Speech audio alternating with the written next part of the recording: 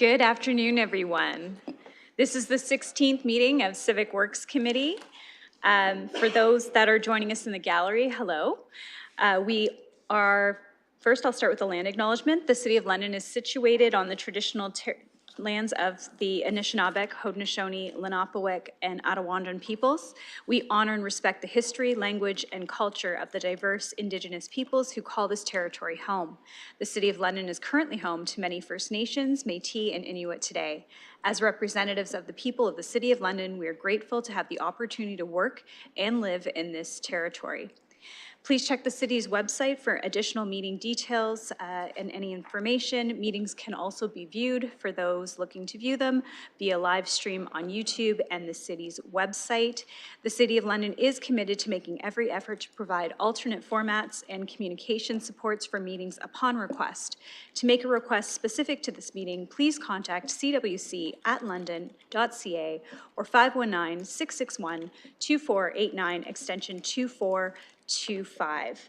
So joining us in council chambers today, we have committee members and we have no councillors online. Thank you to visiting Deputy Mayor Lewis as well for joining us, and Councillor Pribble. I will move to item number 1, disclosures of pecuniary interest. Seeing none, we'll move to item 2.1 for consent. We have 2.1 and 2.2. I've been asked to pull 2.3. Is there anyone that would, any movers, seconder for 2.1 and 2.2? Okay, I've got Councillor Cuddy and Councillor McAllister. We will look to open that in just a moment. Any questions or comments on items 2.1 or 2.2? This was our endorsement of updated operational plans for the City of London drinking water system and the 11th report of the Environmental Stewardship and Action Community Advisory Committee. Okay, seeing none, we'll open that for voting.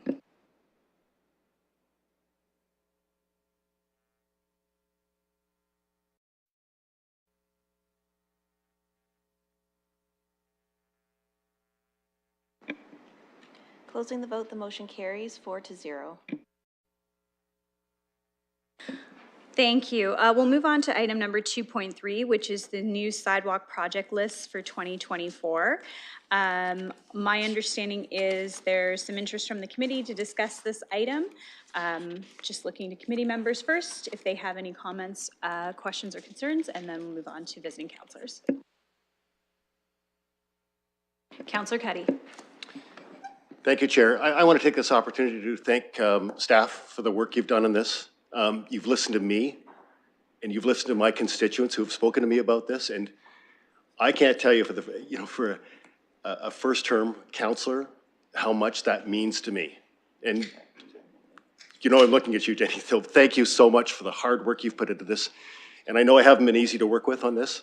I have a constituency that is very set in their ways and what they want. They have some beautiful properties. They want them. They've had them for years, and they're very settled in their way of life. And in Ward 3, it's something that I want to I want to be their steward and to take good care of their property. So I do thank you for hearing me, and for listening to me, and for listening to my constituents. Thank you, Chair. Thank you. Okay, so on the item new sidewalk project list 2024, Councillor McAllister. Just procedurally, could we move this to items for direction and have our PPMs prior to any direction being given on that? That's a good thought. Let me just confirm in a moment.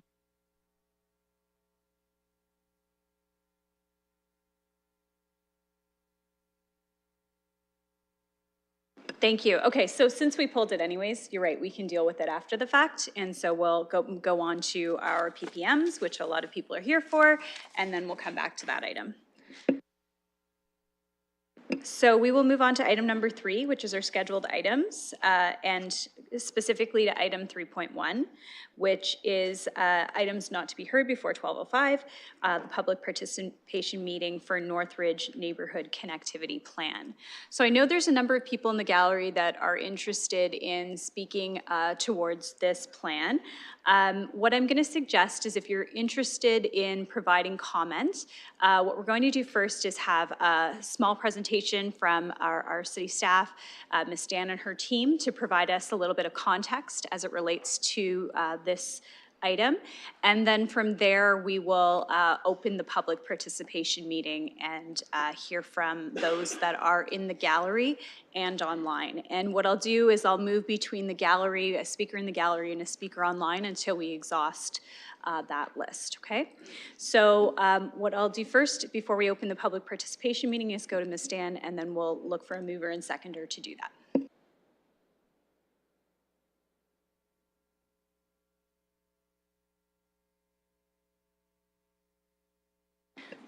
Go ahead.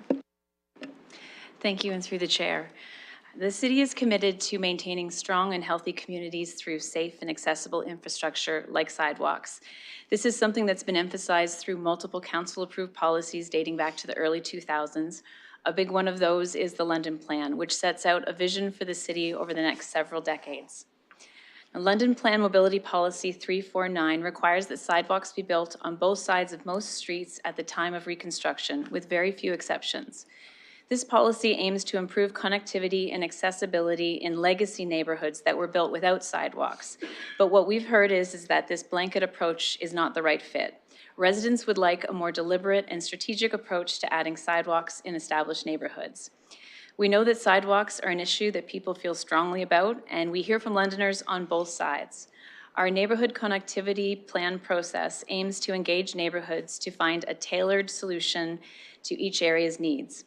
Our new approach is designed to consider the whole community and recommend sidewalks where they will provide the greatest benefit without automatically assuming a sidewalk for every street. I want to thank all the residents that participated in NCP engagement, whether online or in person. Their insight into their community greatly informed the NCP recommendations that we've brought forward today for council consideration. The NCP process, that engagement process, concludes with a public participation meeting to give council members an opportunity to hear directly from residents when considering the recommended plans.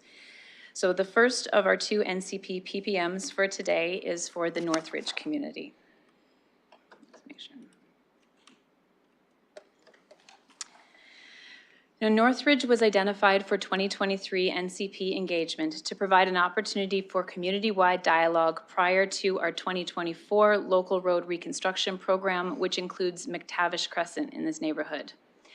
The neighborhood was constructed between 1960 and 1969. The area is home to more than 3,800 residents, with most living in single-family homes and a couple small pockets of medium-density development. Northridge is served by 2 elementary schools, and A.B. Lucas Secondary School is located in the west end of the community. Northridge has lots of community amenities, including Stony Brook Park and Stony Brook Recreation Fields, Northridge Cricket Grounds, the Northridge Community Pool, Kalele Meadows, Dalkeith Park, and North Fanshawe Optimist Little Leagues Park. Plus, there's a commercial plaza near Glenora Drive and McLean Drive that includes a variety of local businesses. The red boundary in this map indicates the neighborhood connectivity plan review area, and the orange lines indicate the locations of existing sidewalks. In keeping with subdivisions built in this era, you'll notice far fewer sidewalks, more meandering streets with wide connector streets, lots of crescents and courts, and the only streets with sidewalks are those neighborhood connector streets and those streets that have already been reconstructed. Now, most of the Northridge area is not structured in a way that really supports creating a pedestrian grid, and so the recommendations for this NCP focused on pedestrian destinations, desire lines, and community feedback. The NCP recommendations also considered available neighborhood data, complete street guidelines, our anti-racism and anti-oppression equity tool, and the climate emergency screening tool. Staff received input from residents supporting the addition of sidewalks in the community. However, the majority of feedback from residents was not supportive of new sidewalks. Recognizing clear feedback to avoid impacts to trees, driveways, and landscaping, the Neighborhood Connectivity Plan recommends exemptions to Mobility Policy 349 for those shorter, low-traffic crescents and courts that have no other connections to pedestrian points. In total, sidewalks are recommended for 11 streets in the Northridge area to be constructed at the time the road is due for construction.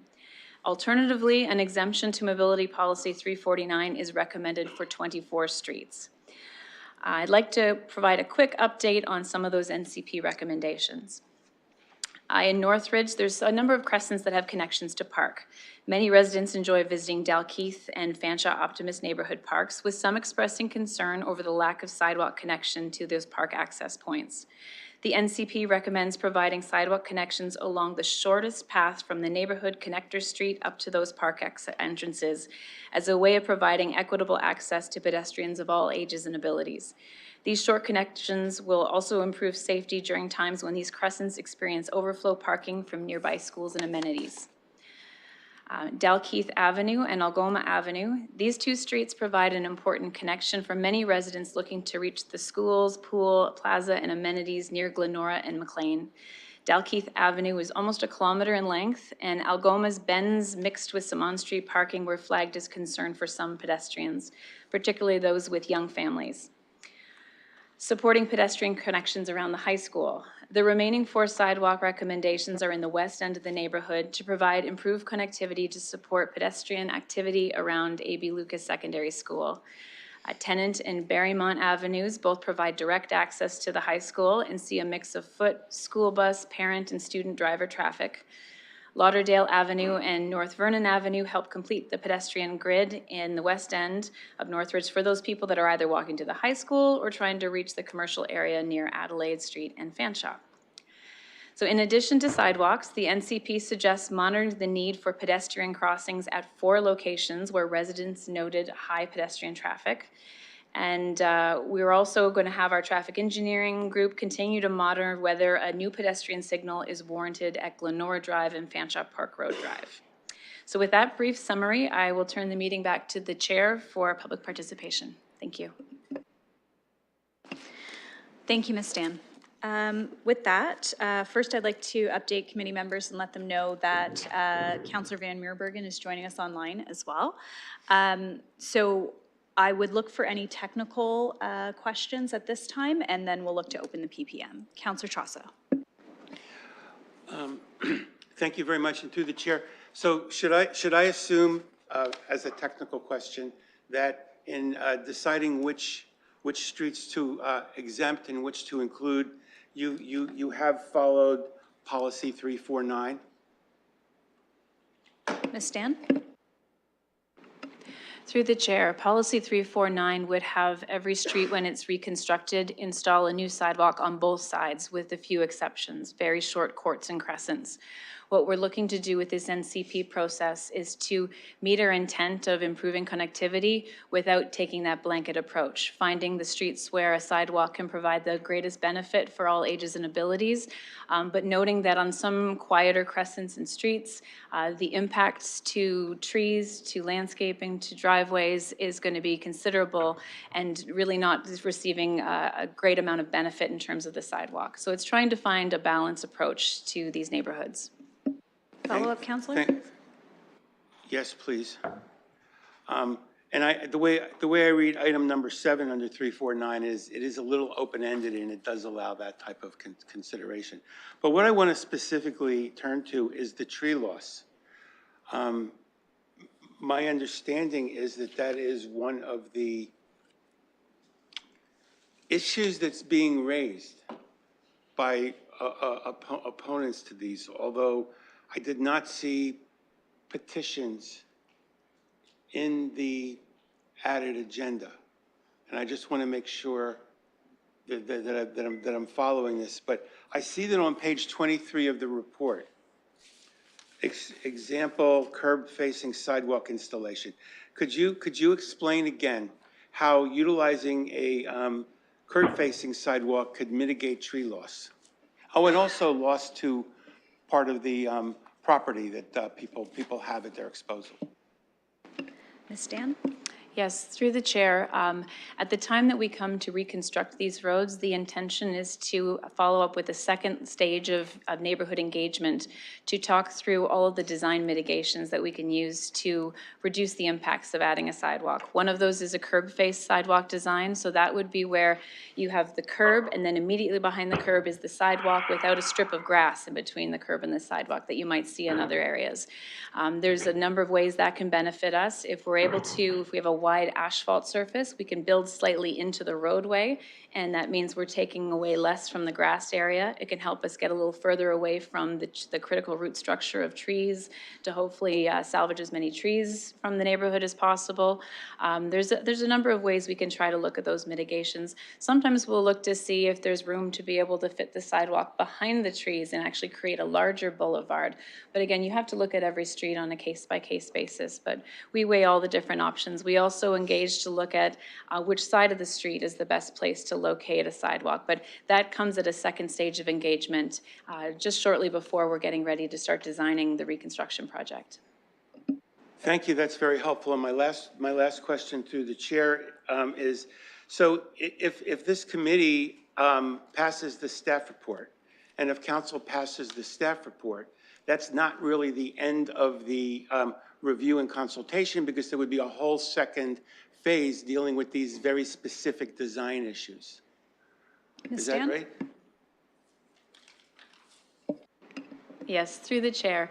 Essentially what the NCP plan is doing is it's recommending a blueprint for the future for where sidewalks should go. So as we move through our local road reconstruction program, or where there's an infrastructure renewal project that's driven by underground needs, when we go to rebuild that street, we don't have to have a discussion about whether there should or shouldn't be a sidewalk. We'll go back to this plan. If it indicates that a sidewalk was recommended for a strategic connection, we'll then re-engage with the residents of that particular street to figure out what the best fit design will be. Thank you. Councillor McAllister, you have questions of a technical nature? Go ahead. Thank you, and through the chair. I'm probably going to be repetitive with both of the things that are before us today, but I'm curious to know, in terms of studies that have already been conducted, have we done any speed studies in the area? Are there any traffic calming measures? I noticed in the report also talks about street lighting. I know, especially in some of the older neighborhoods, that can be an issue in terms of, you know, people feeling safer, greater visibility on our roads. And finally, just noting, there are 3 existing crosswalks, but I believe there are 5 proposed crosswalks. And in terms of any community feedback that was received in terms of getting those crosswalks installed. Thank you. Ms. Stan. Yes, through the chair. While we are focusing definitely on providing recommendations for sidewalks, when we go out and talk to communities, we try to listen to all the feedback that we receive, as well in terms of input to the NCP plans and our recommendations. We look at the feedback from the community, of course, but we also look at available information on traffic counts, where we've seen requests for traffic calming through other programs, where we've seen requests for sidewalks to the new side. All of that information feeds into our recommendations. So we look at those aspects. In terms of the pedestrian crossings, some of these are locations where, through community feedback, we heard people would mark on the map, I see lots of people crossing here. In other cases, some of them were identified because if we're adding new sidewalks, we want to be able to create good connections between those areas where we're sending people using sidewalks to promote activity and walking. And when our team actually drove through each of these neighborhoods, we looked for spots where, even just if it seemed to us there was a logical spot to be able to consider in the future. And so we flagged those for our transportation to consider looking at and monitoring. Follow-up? Thank you, and through the chair. So just to clarify, in terms of, is speeding identified as an issue in this neighborhood? Like how we conducted many studies. I'm always curious in terms of Fanshawe Park Road runs north of here. Some neighborhoods experience a lot of cut-through traffic. Was this an issue that was identified by the neighborhood? Mr. McCray? Thank you. Yes, our phone lines are always open, and traditionally, you know, we receive traffic calming and speeding concerns across the city. This neighborhood is no exception, and that is partially a function of some of the original built form design, neighborhood design characteristics that Ms. Dan was referring to, with wider streets and that curvilinear design. And so over years, a number of these streets have been traffic calmed, and aspects of that kind of design will inform future street reconstructions in conjunction with other recommendations coming out of the NCP process. Thank you. I think I've exhausted my list of questions of a technical, oh, okay, Councillor Trassa? One follow-up coming from that last round. Looking at this map again, through the chair, looking at this map again, I could see that this would be a real cut-through opportunity for people coming down Fanshawe Park Road to be able to take Lynn or McLean or, yeah, this really looks like cut-through heaven for people who have figured that out. My concern about traffic studies, and maybe you can clear this up, is that do they necessarily look at the cut-through effect, which is people who are not part of the neighborhood and are coming from points outside of the red line? How do we account for cut-throughs when we look at these studies? Mr. McCray? Yeah, there's a variety of studies that can be undertaken to address complaints and concerns. Certainly cut-through is considered. They can be somewhat sophisticated in trying to track origins and destinations, but at a basic level, we do consider that concept with every traffic calming assessment that we do, but just by virtue of measuring volumes and comparing that to both the traffic volumes that are that we typically see on similar streets across the city, and what sort of the design intent was for the neighborhood as well.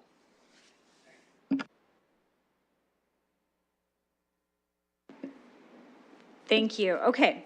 With that, we'll look to, I'll look for a mover and seconder to open the public participation meeting for the Northridge Neighborhood Connectivity Plan. I've got Councillor McAllister and Councillor Cuddy, and we'll open that in a moment.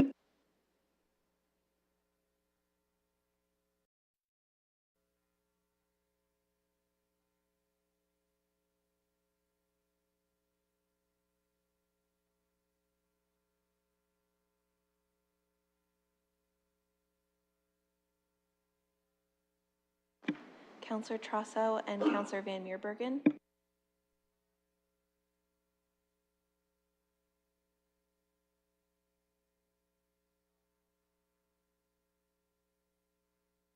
Councillor Van Meerbergen.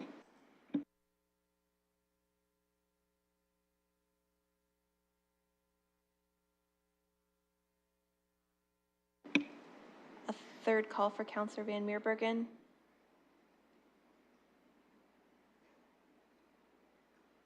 Okay, I will mark him absent. And closing the vote, the motion carries 4-0. Thank you. So with the public participation meeting open, I'll ask that anyone that's looking to speak move towards a microphone. There's one set up on each side of the room, and there's also microphones up at the top. While you're getting positioned, what I'll do is I will go to one of our speakers online. I'll first go to Bram Bonchi. Bram, if you want to turn on your microphone and your camera if you'd like to speak to us. You will have 5 minutes for your presentation, and if you have any questions, what I'll do is I'll compile all the questions and ask them all at the end. Okay, you have 5 minutes, you may begin. Hey, good afternoon, everybody. Thank you again to the committee for the opportunity to speak, and for city staff for taking interest in our community and giving some attention to our neighborhood. A bit about myself. I personally am a neighborhood resident living on a crescent without sidewalks, and I'm a parent of 2 young children who walk to school daily with a parent. I have some concerns about general safety when walking. In particular, the need to keep kids by the side of the road when walking is a constant concern for us with cars, especially living on a widening crescent where we can't always see oncoming traffic. I appreciate that some residents in our neighborhood have not had a problem with navigability, but some of us have. And there are times in the winter when we personally have found our street was impassable when we had small children, and the only option was to essentially walk on an icy road, baby wearing our kids, which was much more dangerous than by having a road with traffic as well.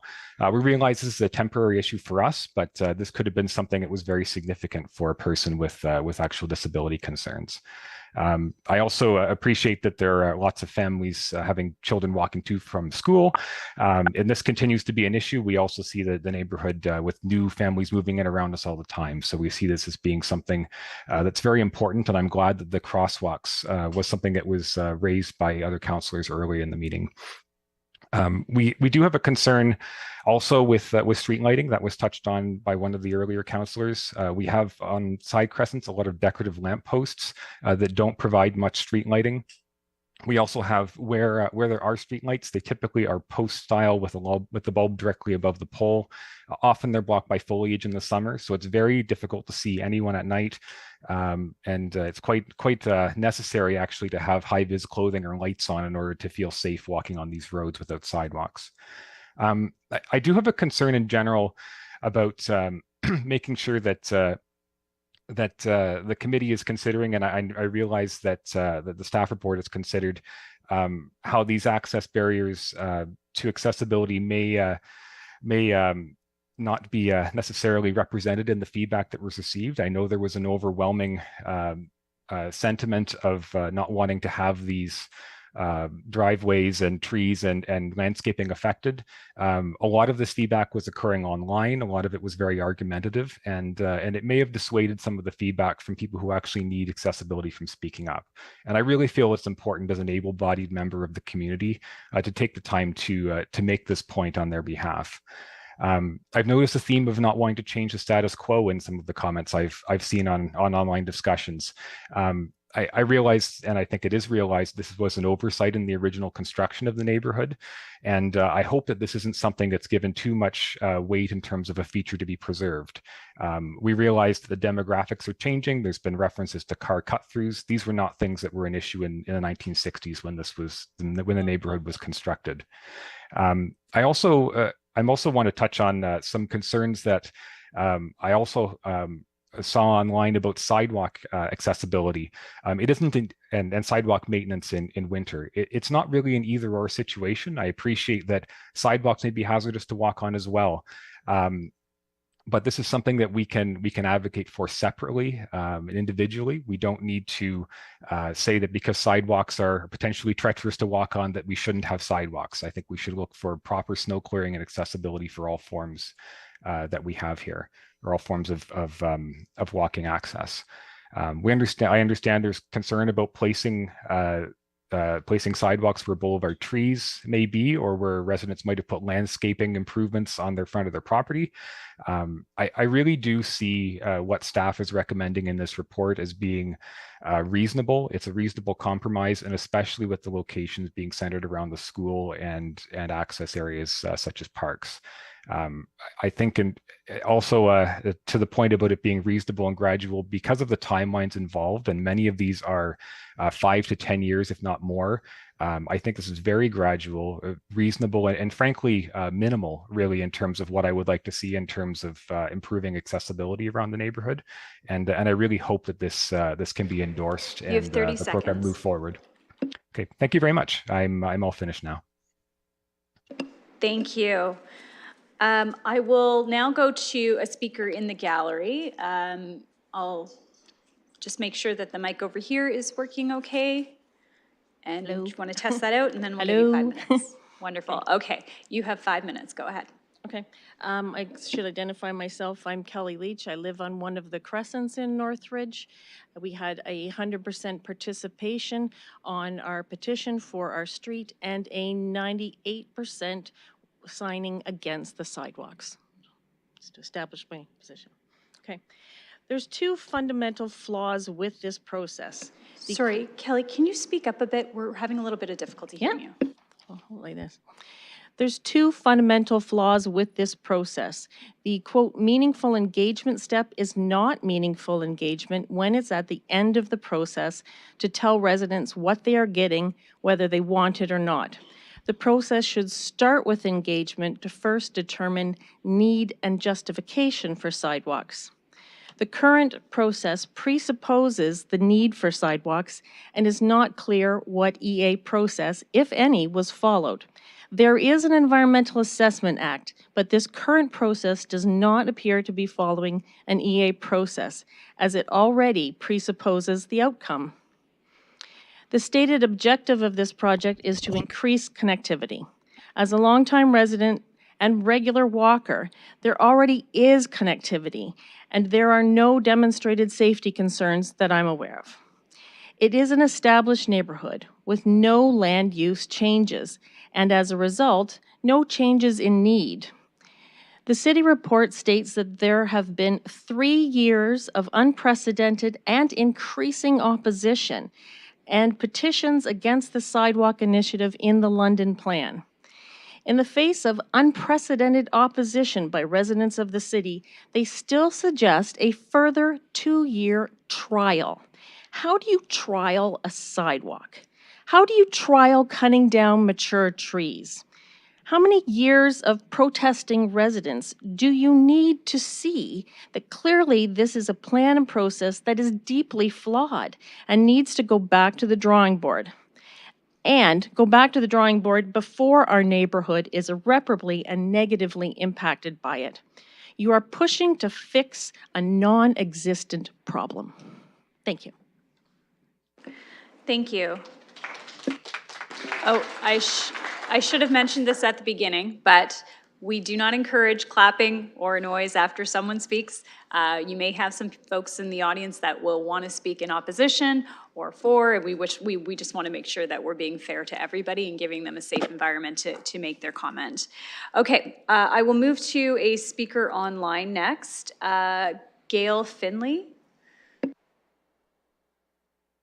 Good morning. Thank you. Sorry, I cannot work my camera today, but thank you for allowing me to speak. No problem, Gail. Okay, so I will start the clock. You have 5 minutes. Go ahead. Okay, thank you. I totally agree with the last speaker. And also, I would like to mention that one of the reasons we purchased our house approximately 14 years ago was because of the large front properties, the mature trees, no sidewalks, which allowed us to have a large driveway capacity. So when we talk about putting in sidewalks and the possibilities of killing our trees and losing more of our front property to this venture, I'm not in agreement with this.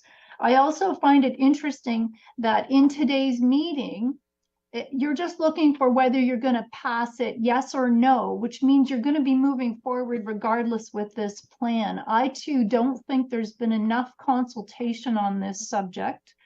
I also agree that yes, we do need more lighting and visibility. As a walker, and I walk frequently, I have never had any issues with traffic or other walkers or dogs for that matter, but the lighting is definitely a little bit challenging. I also find it interesting that you're calling Delkeith a connector street to have sidewalks done within the next 1 to 5 years, yet you need Algoma to get to the schools from that connector street. So to me, that says that there wasn't enough research or actually looking at the information, because why would you have the connector street have sidewalks in the next 5 years, but the other one not for the next 10 years? So I'm not quite as elegant as the last speaker, but I just wanted everybody to know that I do oppose to this. And one of the reasons why I love our neighborhood is because it is such a warming, calming, tranquil place to live. So thank you. Thank you. I'll go to a speaker in the gallery now. Up here at this mic, go ahead. If you'd like, you can start by stating your name as well. Yes, my name is Wayne Tingle. I live on Tweed Crescent, and I have for the last 42 years. I have a few questions for about the process. Last time the first time our road was reconstructed was 54 years ago. Is that still the planning outlook for new reconstruction in the future, or has that changed? There's an issue of, there's fiber optic cable that's going in the neighborhood, and somebody mentioned the street lights, and I wondered about the timing of doing this one thing before the other and then digging up other services. The other issue that really hasn't been addressed adequately, I don't think, is the winter maintenance issue. And everybody knows what the sidewalks are like in the winter here. And I can speak to the budget implications of this forever. Once you put a sidewalk in, you have to maintain it. And anybody that's walked on sidewalks in this area know that the tree roots or the sidewalks are heaved, and you come to the end of one section and it's about 2 inches higher than the other. And I hit a sidewalk like that when I was 3, and I have 7 stitches in my chin. So I can speak from experience that thing does happen. And the budget implications of plowing these things in our winter climate forever should come before council before something like this is done. Thank you. That's all I have to say. I came with 4 other people, and we speak for about 11 residents of the Crescent, and we've spoken to a few others. So that's all I have to say. Some questions, but not much answers. Sorry. Thank you. Thank you. And so what I'll do is I'll save the questions that you've asked till the end, and then I'll put those questions to staff after. Thank you. Okay, I will go to a speaker online, Nicole Nielsen, and then I'll come over to this microphone over here.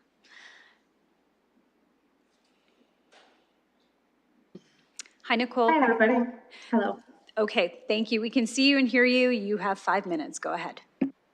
Thanks very much. Thank you very much for the opportunity to speak today. My name is Nicole Nielsen, and I'm a resident of Glengyle Crescent. I do have a young child who I walk to daycare on a daily basis.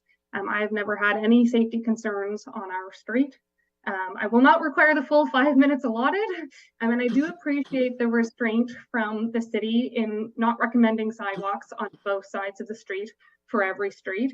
And I appreciate all the comments today, including Bram's, who has a differing opinion. I think a lot of the points that he made were valid, but I still think that the recommendation today is still somewhat sweeping in its approach. For example, the recommendation indicates that many of the trees in the neighborhood are located in the center of the property. That's not the case. Many of the trees are actually located at the edge of the property and would be impacted by these sidewalks, and it would have a devastating effect on the neighborhood. The recommendation also indicates that the trees are end of life and would require significant intervention and pruning to address issues like overhang and crown defects. I would just like to put to this group that I would prefer my city dollars to be spent on pruning those trees than the implementation of sidewalks that are not desired by the community. The recommendation also references many members of the community's safety concerns, and I'm sensitive to those concerns. None of the recommended sidewalks were designated under the Road Safety Strategy Program, and the majority instead were listed under the Local Road Reconstruction Program or the New Sidewalk Program. In my review of the recommendation, I did not see any evidence provided that there is an actual safety issue.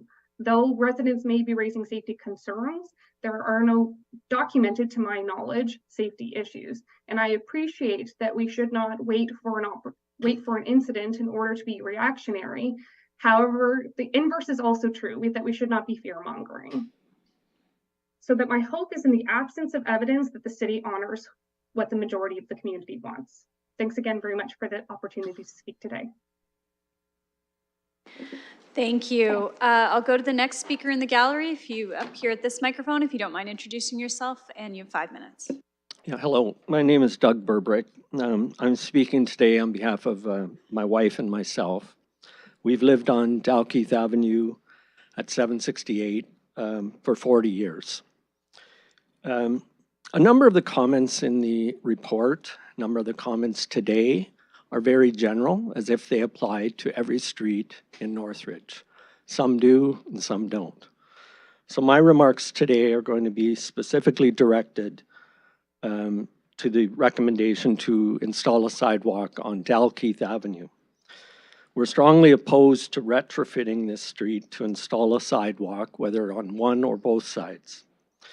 I've read the report to the Civic Works Committee on this issue, and I strongly believe that it fails to demonstrate any compelling need or benefit of sidewalks insofar as Dalkeith Avenue is concerned.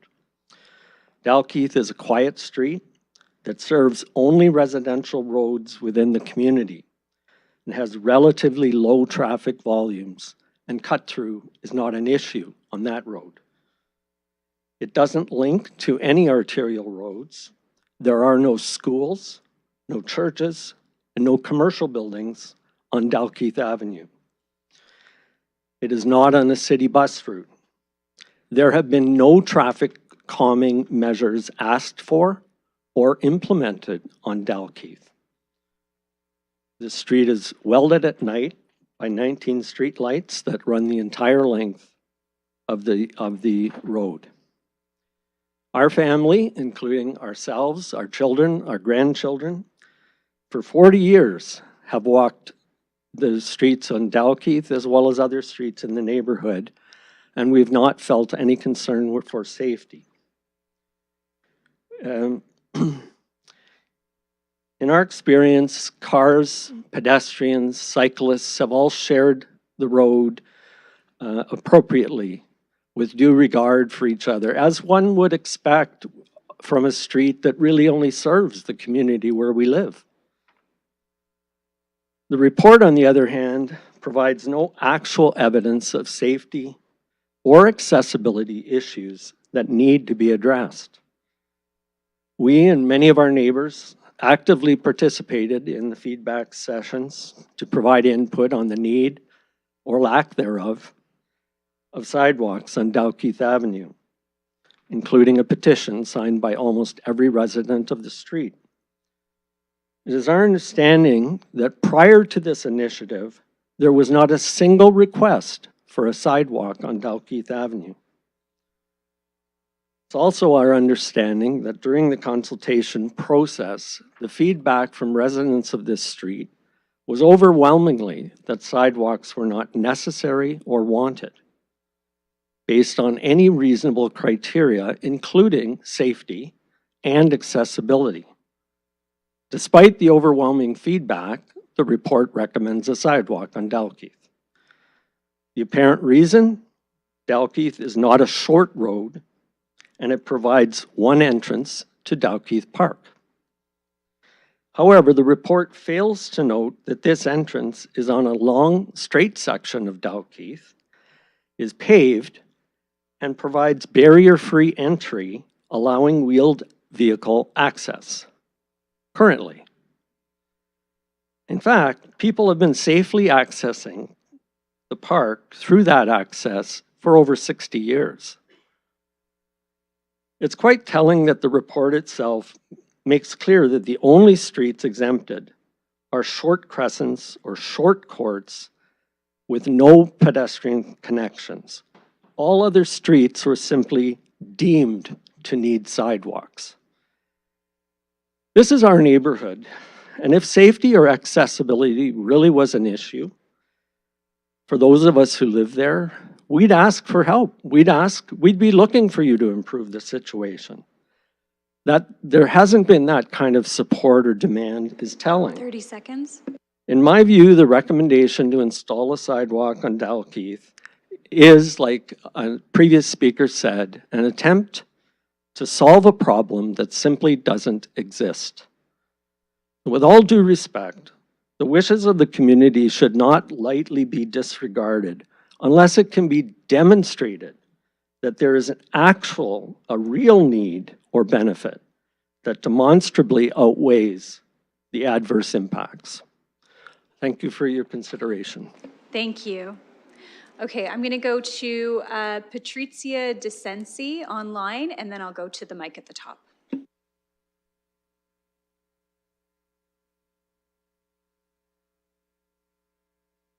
Patrizia, can you unmute, or are you joining us by phone if you want to begin? If you're joining us by phone, *6 will unmute.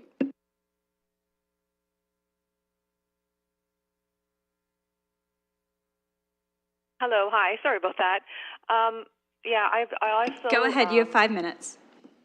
Hi, also, I do agree with Doug. I live near the entrance to Dalkeith Park, and there hasn't been, I've been here for almost 17 years, and I don't see any increase in traffic, increase in cut-throughs. So putting sidewalks in, for me, would be devastating for me to live here. We don't have much frontage to begin with, and to add sidewalks, for me, would feel uncomfortable in living in my own home. Just the distance from the edge of the sidewalk to the front of my home, I would have no privacy. We have large windows, and I moved into this neighborhood because of the trees, because of the quietness, and I don't believe anything has changed. And I'm not sure why this is happening right now. Dalkeith is a quiet street. It's a long street, I agree, but it is a quiet street. And I just wanted to put my 2 cents in to say that I completely disagree with the addition of 1 or 2 sidewalks. And I am, I am a person who lives on Dalkeith Avenue. So I completely agree with Doug and Ms. Leach in regards to the process of this on how many people disagree with sidewalks. And I do really hope that you listen to what we're saying and understand our feelings of sidewalks and the elimination of our frontage, of our trees, of our driveways. It's going to be, for me, effect that I would not feel comfortable in my own home. And this is how I'm feeling right now. And I've been thinking about this since the very beginning it started. And I just really don't see a problem. I mean, we've walked these streets for almost 17 years, and we've never had an issue. Thank you. Thank you. I will go to the gentleman at the top mic. Go ahead, you can state your name, and you have 5 minutes. Hello, my name's Mike McDonald. I'm a 30-year resident of Dalkeith Ave as well. So good showing for the Ave coming out. I'm probably going to restate a lot of what you've already heard from other residents, but I just Sorry, do you mind adjusting the mic a bit? We're having a bit of difficulty hearing you. Yeah, sorry about that. Thank you. So I'll be repeating a few things, but a few comments I have on the report that I've read over. And I guess with the report or anything which is a plan, I would assume that 2 things really need to take place in order for a plan to move forward. I think first of all, you should have the acceptance and the desire of the community to have that plan implemented and put into place.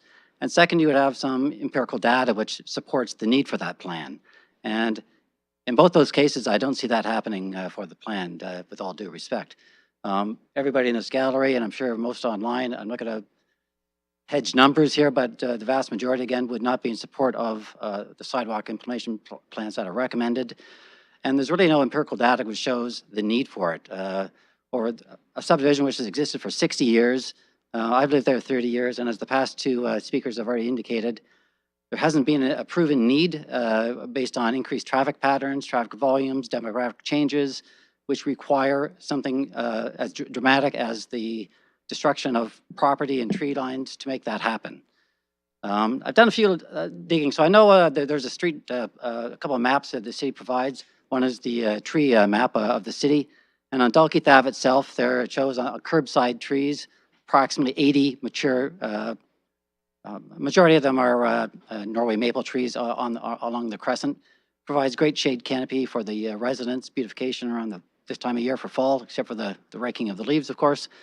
But it's something that we really enjoy in the neighborhood, and there's a lot of protection or wanted protection of that forest environment that we have within the neighborhood. The second is, I'm sorry, just to speak around the trees again. So I think the report indicates Some of those trees are coming because of the nature of what they are, Norway maples for the most part. They're moving toward a more of an end-of-life state, perhaps. So this morning, not being an arborist by any means myself, I would just ask our good friends Alexa and Google, what is the life expectancy of a Norway maple? If you ask Alexa, she says anything between 60 and 250 years. Depends upon location and climate environments. If you ask Google, it says around 150 years for a Norway maple. The subdivisions existed 50 to 60 years, so yes, there will be disease, there will be reasons to prune, replace certain trees, but by those indications, there isn't an end-of-life situation coming immediately for those trees. The second thing is the road traffic patterns in the city, in our city or in the neighborhood. Again, the road maps for the City of London provides on site and actually in the report itself shows those streets which do capture traffic volumes. Glengarry, I think it indicates to be 1,500 per day. Glenora is around the 3,500. McLean's up to 4,500, and Clarny may up to be above that, I believe. I may get some of that slightly wrong, but it's in those ballpark figures. Nothing is provided for the Crescents and the Avenue, in this case, Dulkey's Avenue, and I assume not provided simply because there's just not enough need for the traffic study to be presented there. Having said that, I've done a bit of a study of myself. I have my driveway faces Dalkeith Ave, and I've set up my security camera to capture road traffic passing there over the past few days. And I'll give you some numbers which I've indicated for where it is in front of my house, which is just south of Algoma on Dalkeith Ave. For the Sunday, this past Sunday, there was around 68 cars which went back and forth across my security camera on Dalkeith Ave. On Monday, yesterday, there was approximately 110 to 120 vehicles going back and forth in the primary timelines between 6 a.m. and around 10 p.m. at night. So I know Glengarry, which is the lowest volume recorded traffic patterns in the city of 1,500, Dalkeith Ave is 1/10 of that. So again, where does the need exist here? What drives the need to say we need to have these sidewalks put into place because traffic volumes are up, accident reports are higher? You If have those 30 things seconds. exist, I would be there. But if not, I don't understand the reason for it. Thank you. Thank you. Okay, I have no other speakers online, so I'll move to this microphone over here. Go ahead. Hi, You my can name is state your name and you have 5 minutes. my name is Paul Harris. I live on Tweed Crescent, and I've lived there for 50 years plus. I have had 3 children. Over those 50 years, and representing some of the other neighbors who have 2 and 3 children as well, we've had parents and children walking to elementary school. We've never had any safety issues in those years. So as far as I'm concerned, the safety issue has never been a problem. Yes, usually we walk against traffic. The whole issue of sidewalks, if they go in, if the concern is more cars parked on the street, I feel with sidewalks there's going to be even more cars parking on the street because you can't supposedly block sidewalks. So I think it's a safety issue that has never been a problem, and they're trying to make sidewalks a solution to a problem that doesn't exist. Thank you. Thank you. I'll go over to this mic over here. If you can state your name and you have 5 minutes. Thanks. My name is Sean Burns. I live at 743 Dunboyne Crescent. I'm here with my wife, Linda, and our neighbor, Kelly, who lives at 739. We are opposed to the sidewalks. Many of the points that have been said so far are the same points that I want to make, but let me just please underline them. My wife and I moved into the Northridge neighborhood 11 years ago because there's a reputation in the city for how beautiful this community is with all the mature trees and the peacefulness of it.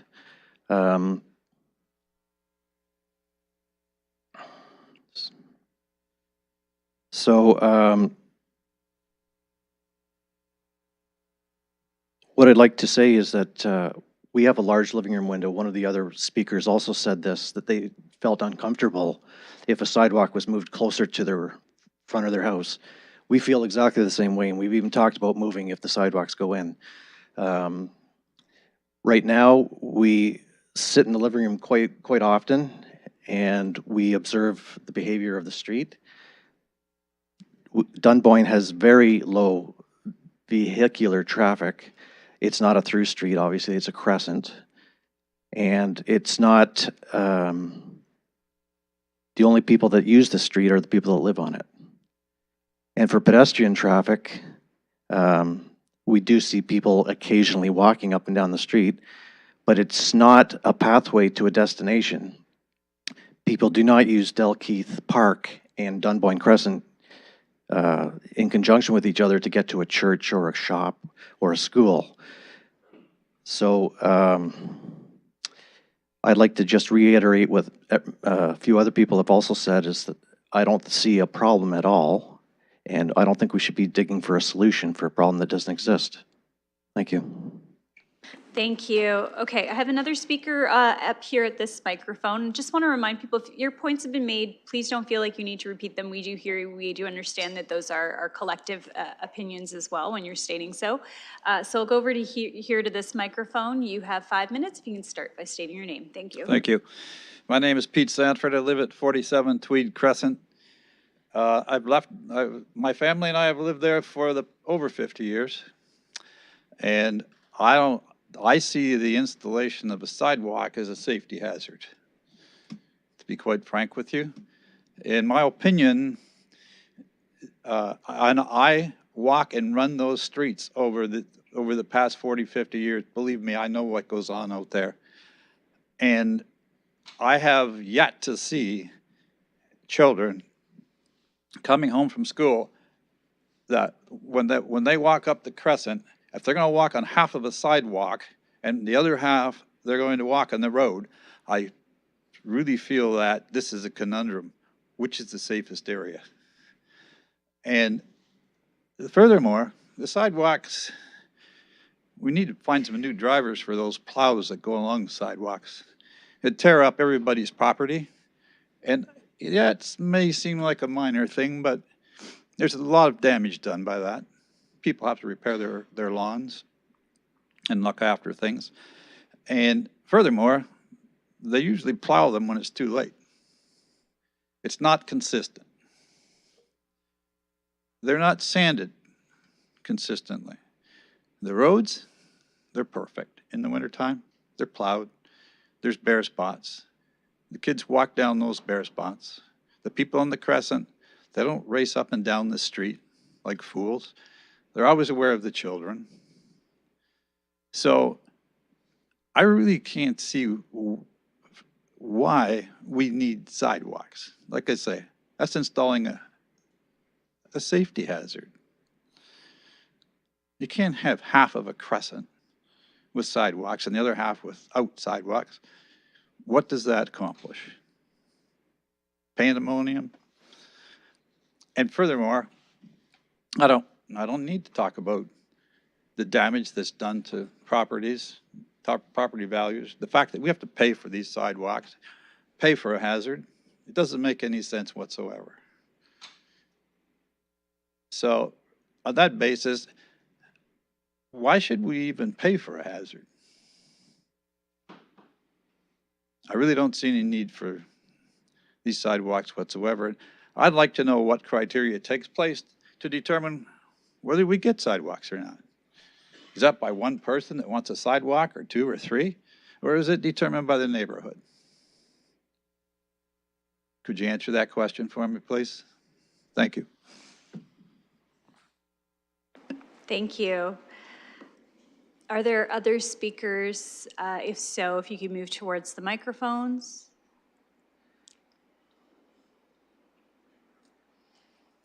Hi there. If you don't Hello. mind stating your name, and you have 5 minutes. My name is Beverly Lazar, and I live on Maxwell Crescent. That's near the McLean and Glenora intersection. I just wanted to reiterate that destruction of the trees does impact the canopy of London, which is one of London's focuses, as well as the enjoyment of our neighborhood has much to do with the nature. It's going to drastically impact at least the birds and the squirrels.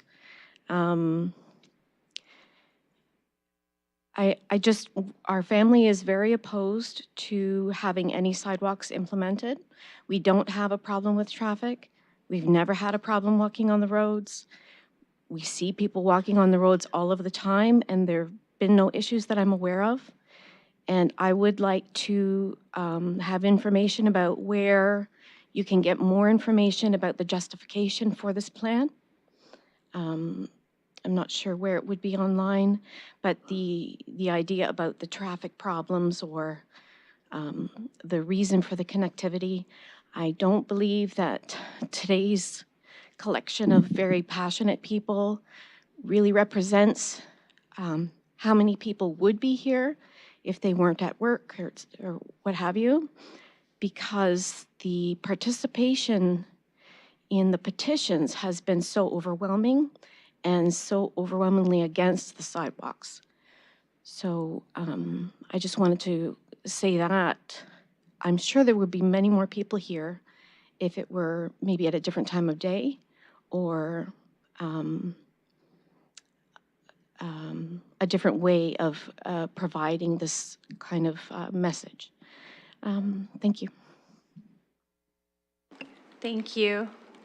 Any further speakers? Any online? No. Okay, seeing no further speakers, I will look for a motion, mover and a seconder, to close the public participation meeting. Councillor Cuddy and Councillor McAllister. This is for Northridge, so we will close the public participation meeting once we open the vote for Northridge, and we'll move on to discussion and debate after we go through some of those questions. Okay, so we'll look to open the vote.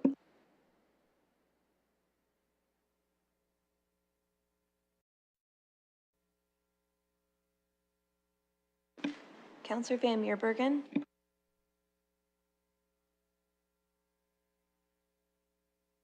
I'll vote yes. Closing the vote, the motion carries 5-0.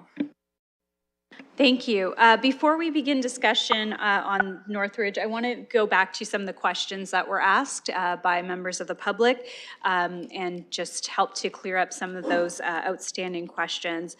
So some of them were interrelated, so I will just kind of put those questions together.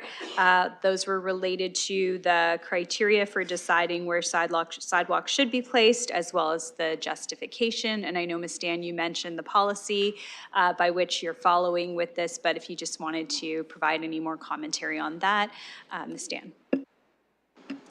Yes, through the chair. As I mentioned earlier, the goal of our NCP process is to find a balanced approach to the current mobility policy. In doing that, we did look at community input in terms of destinations, desire routes, feedback for where people felt safe versus where some folks did comment on feeling less safe walking on streets.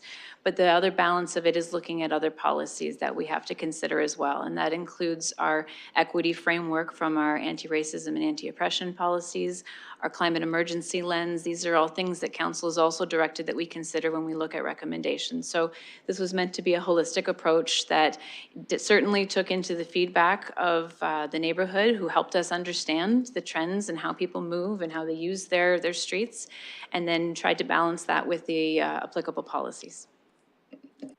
Thank you. And we also had a question regarding the timing or how often local road reconstruction takes place. Yes, thank you through the chair. And I appreciate the question. The timing that's been indicated on the NCP map and the table within the report, that's an indication of when those streets are in the warrant zone to be reconstructed. So if it's identified under our local road reconstruction program, that's because the pavement quality index has reached a level that within 1 to 5, 6 to 10 or beyond years, that pavement quality is going to get to the point where we're going to be coming in anyways to fix the road. Sometimes the trigger might be if the underground infrastructure needs to be repaired, if we have to fix the sewers or the water mains, that may be the trigger. And so the table indicates the timing for when we anticipate that that need would arise and which program would likely trigger it. In some cases where we have more strategic or priority sidewalk connections where we don't have infrastructure needs coming up, that's when the new sidewalk program could be used to come in. We're not rebuilding the road, but we can do a quick construction of a sidewalk on those key gaps. Thank you. Those are all the questions that I had that were put forward. Before we begin conversation on this, I'm wondering, is there a mover and seconder for the recommendation? Okay, I've got Councillor Trossau and Councillor Cuddy. Yes, I'd like to move the staff report. I was going to add several conditions, but it seems as if you've covered them by saying that many of those questions would come up during the second point. So I'll move the staff report as it is. Okay, so we have a mover for the staff report, and Councillor Cuddy, you were second. I'm going to move the motion by Councillor Preble that we, is it on? Sorry? Oh, I apologize. Yeah. Thank you, and that's what I did. I asked for a seconder to the motion. That's what I was looking for.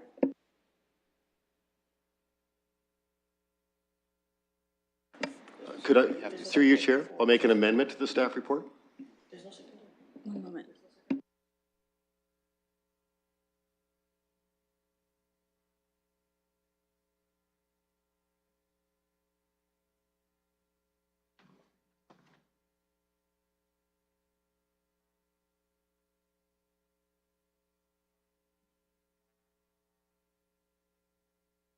Just a moment. There's a lot of cross debate, guys, right now. Sorry, members of council, or committee, can we just hold on a second? We're just looking at both the motion as well as Councillor Preble had submitted some language that Councillor Cuddy did agree to move. We're just looking whether or not, if you were to second it, if you were to consider that, because you asked about whether or not you could second and make an amendment, just looking at the language. Thank you, Chair. If there's no seconder for the staff report, then it will just... Yes, then what we would do is we'd look to put an alternative motion on the floor.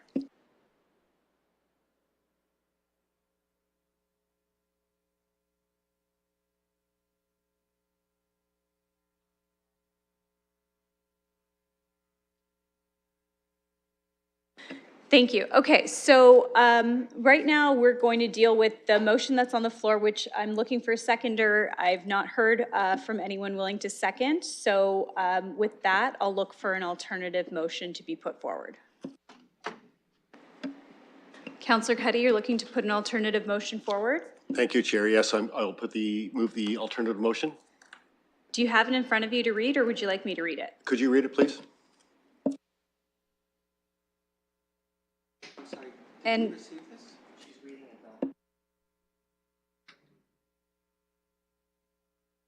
it was sent yesterday, it was circulated yesterday to members of the committee. But I will read it out and we will also put it on the screen, okay? So this is the motion by which you're looking for a seconder. So that the Northridge Neighborhood Connectivity Plan, as appended to the staff report dated November 14th, 2023, be approved to inform the annual renewal London construction program, with the exception of the proposed Glengarry Avenue, Dalkeith Avenue, Algoma Avenue, Glengyle Crescent, Dunboyne Crescent, Maxwell Crescent, and Tweed Crescent sidewalks. So do you have a seconder? I do. Councillor Van Meerbergen is going to second. I'll second. Thank you. Okay, so I have a seconder with Councillor Van Meerbergen. Okay, so I have a mover and seconder. I'm looking for discussion on the motion. I'll go to committee members first and then to visiting councillors. I understand, Councillor Preble, that you want to provide context, and I do agree that that will be helpful. So I'll go to Councillor McAllister, then to Councillor Cuddy, and then I will move to other members that are not on the committee. Councillor McAllister, go ahead. Thank you, and through the chair. And I do appreciate the ward councillor who represents this area being here today to speak to this issue. I'm sure he'll have a lot to say. Having done a lot of canvassing in terms of the sidewalk program, I can say this is one of those issues that does divide communities. I don't like to see that, but I can understand where people have their passions in terms of their properties and what they like to see in terms of their neighborhood. For me, the red line is usually in terms of areas around schools and whether there's enough of a push in terms of the families, especially. For my own perspective, where I've seen neighborhoods really push for the sidewalks, it's where there is legitimate concerns in terms of the safety, especially around kids walking to school. From what I've heard thus far, though, I haven't seen that. I know the council will probably speak to that more. But in terms of what I've heard so far, the western portion of the sidewalks, which is what the councilor has suggested we approve, seem to fit in terms of what's needed for the neighborhood, but the eastern portion does not currently. What I would also say is, for a lot of what I've heard today, really does boil down to if there's a desire in the neighborhood, petitions speak to that. And I've seen that in terms of petitions, whether that be for sidewalks or traffic calming for streetlights. And so if there is a desire in the neighborhoods, I would say to residents that that is a very good route to take. And if you can reach that threshold, that is a good avenue to utilize. And I haven't seen that in terms of the report. I understand what staff have tried to do. I'm not knocking them because this is the direction that they've been given and they've done their job. So I appreciate where they're coming from, but I also appreciate what we've heard from the community. So thank you for the input. Thank you. Okay, I'll go over to Councillor Cuddy. Go ahead. Thank you, Chair, and through you. You know, my colleague mentioned earlier that he didn't see any letters in the added report, but what's really important, Chair, is all of these people who took their time to come today, and thank you, because this is what's really important. You taking the time out of your day to come and speak to us and tell us what you want. And I'm grateful to that. I know all of my committee members are grateful, and you know, my colleague, your councilor, reached out to me last week, told me how important this was, what he'd heard. And the fact that you've come up today and you've spoken to us, and we appreciate it and we thank you, and thank you for taking the time. And that's all I have to say, Chair, and I'm very grateful that we have this opportunity to discuss it. Thank you. Thank you. I want to acknowledge that visiting Councillor Ferreira is here as well. Thanks for joining us in this conversation. I will go to, okay, Councillor Trosso, would you like to wait until Councillor Pribble speaks? Because he had his hand up next? Okay. So I'll go to the ward councillor next, and then I'll go to Councillor Trosso. Okay, thank you, Chair. My fellow councillors, if you can go to page 18 on the printed, or if it's not printed, go on page 19, electronic, where's the map? I just want to walk you through the reasoning why the motion is supporting certain streets, crescents, and certain not. And if you can look at, we'll start with the Glengarry Ave. And Glengarry Ave, as you can see on the east side, has a sidewalk all the way between Glenora and Fanshawe. And I spent, by the way, just so you know, during the last 2 weeks, I really spent a lot of time in this neighborhood. I just want to let you know that out of 28 individuals walking on this street, there was never any issue. They were always walking on the sidewalk.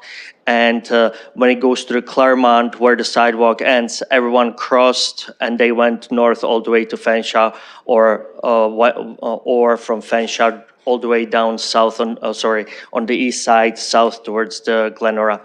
So there was never any issues there. And there's a proposal from the staff to extend from Claremont to Fanshawe for the second sidewalk on the opposite side. Certainly don't see a need that whatsoever.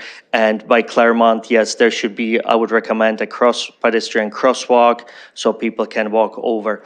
If I go to the Glengarry West, those are the 4 streets, 4 roads, avenues that I'm supporting. And the reason why I'm supporting is that I did end up talking, by the way, to 24 students. 15 of them would prefer sidewalk. 9 of them had no opinion, as there were no issues.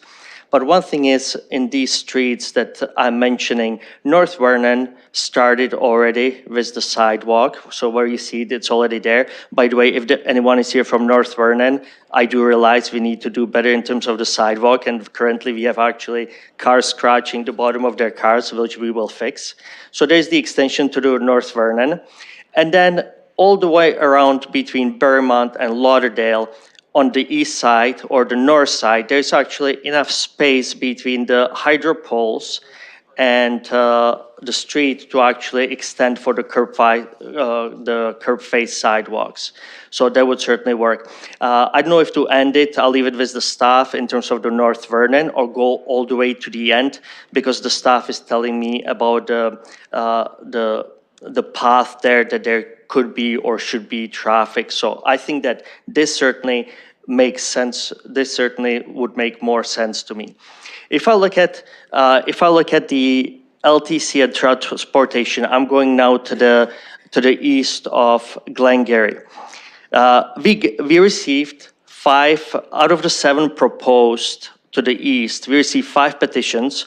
One which we haven't received was from Tweeds Crescent, which we have a representation here from, and also we didn't receive one from Glengarry. So we do have proposals. Sorry, we do have petitions from all the streets that we are really proposing. So the people that live on these streets, they don't want them. They don't want the sidewalks, and they have, I'm not going to repeat all the reasons that have been already said here. But one thing is, if you look at this, we are right now investing in the street lights all the way from Glengarry all the way to Fanshawe Park Road. So it's safe. And we have Fanshawe Park Road, we have the sidewalk, we have Glengarry all the way as well. So we are really addressing the people that are cutting through mainly. If you honestly look at the map, and someone told me, yeah, but Algoma, they can, first of all, there was a very good point made that we are doing Dalkeith and then Algoma some years later. But if you look at this, there is very little time savings and distance. People just need to go around, and there is no more. If you look at the lens, what was said by staff a few minutes ago, there is no safer with the lights that we are installing, making an investment. There's no safer place to get around to the LTC, to the schools. Just go around, and then yes, there's the potential distance for, not for cutting through, but the people that live there, the distance, they don't want the sidewalks. We already heard that. So that's my support, or sorry, not support of the one on the east. People who live there, they don't want it. People who are cutting through, if you look at the map, it's going to be additional 2-3 minutes to get around, but it's safe. It's even to the park on Fanshawe, same thing. There's no need for the two halves, because if they do want to go safe way, they can go all the way to Fanshawe, then turn right and get to the park. So we do have options, and in my eyes, if you look at the lens what was talked by our staff, this is actually a safer options in terms of the street lights. I talked to 23 students and 41 residents living and cutting through who are walking on these roads. I asked them if they have had any safety concerns, if they know of any others that would, or if they saw or heard any accidents. I honestly, from all these that I talked to, I received 0. If you look at the feedback we received, overwhelmingly, it is against the sidewalks. Councilor, you have a couple more seconds, so. Couple more minutes or seconds? A couple more seconds. And then Seconds. wrap up. So I'm just going to finish this, that we are here to serve people. The people have spoken. I do think, just so you know, I do think that we should revisit this, not pushing because we are having challenging times and put additional pressures on the people. I don't think it's fair, and the neighborhood doesn't want it. There are many reasons why there is no need for the ones east that I've promoted, and I hope I will get a support of this committee. Thank you very much, and if you have any questions, I'll be more than happy to answer them. Thank you. Thank you. Okay, I have Councilor Chassa, go ahead. I'd like to start by asking the staff a question to the chair. You sat here today and you listened to the objections. I know you were listening to them carefully. Are these the types of objections that you can deal with in the phase 2 of the consultation, especially with respect to being careful not to take down trees and using the alternative sidewalk technology? Ms. Stan? Through the chair, so what we're essentially recommending is where a sidewalk should go to be designed in the future with engagement with the street. An alternative would be to have that approval of any given sidewalk recommendation subject to bringing that street level engagement back to this committee before going forward. So there's an opportunity to see once the design is completed. That's another option. So it's really sort of, you can decide whether to approve the plan in part, in whole, not at all, or there's the additional option of asking us to bring a design back before having it go forward for approval. But then that would be down the road at the time of reconstruction. Counselor? Okay, well, especially based on what you just said through the chair, I'm not going to support this amendment. And I appreciate the fact that a lot of people came out to speak. A lot of people came out to speak against it. But based on what I've been told by the staff throughout this process, many of these concerns can be dealt with and alleviated either administratively through the staff or, as you just suggested, which I think is a even better idea, bringing them back to council before they're implemented. And with that, the only other point I want to raise, I would be a lot happier with this substitute motion if, for each of these streets, you actually cited. Well, I mean, we have the London plan, and in section 349 of the London plan, we have 7 criteria for what the exceptions are. I think your motion would be stronger, and I think it'll hold up at council better if for each of the streets that you want to take off of this, you actually indicated which one of these 7 subdivisions you were coming under. But you're not doing that. What you're saying is, well, we've gotten petitions. People don't want this. As much as that's persuasive, it's not really built into one of the criteria in the London plan. And I think that we're bound by using what's in the London plan. And if we think that the London plan is defective, and if we think that section 349 needs to be amended, because I believe this is what governs our conduct right now, if we believe that section 349 needs to be amended, we should have a discussion about amending it. But I am satisfied that the flexibility that the staff has shown in terms of a couple of safety valves here, particularly this coming back to this committee, if we so choose before anything is dug up, does not lead me to want to support this carte blanche at this point without further justification under one of these seven criteria. And I would invite the maker of the substitute motion, perhaps, to withdraw it for now, defer this, and come back with an explanation about the 7 criteria. We can't ignore the 7 criteria. As much as we'd like to, as much as we want to listen to people in the gallery, we passed this London plan. And you're asking us to not follow it.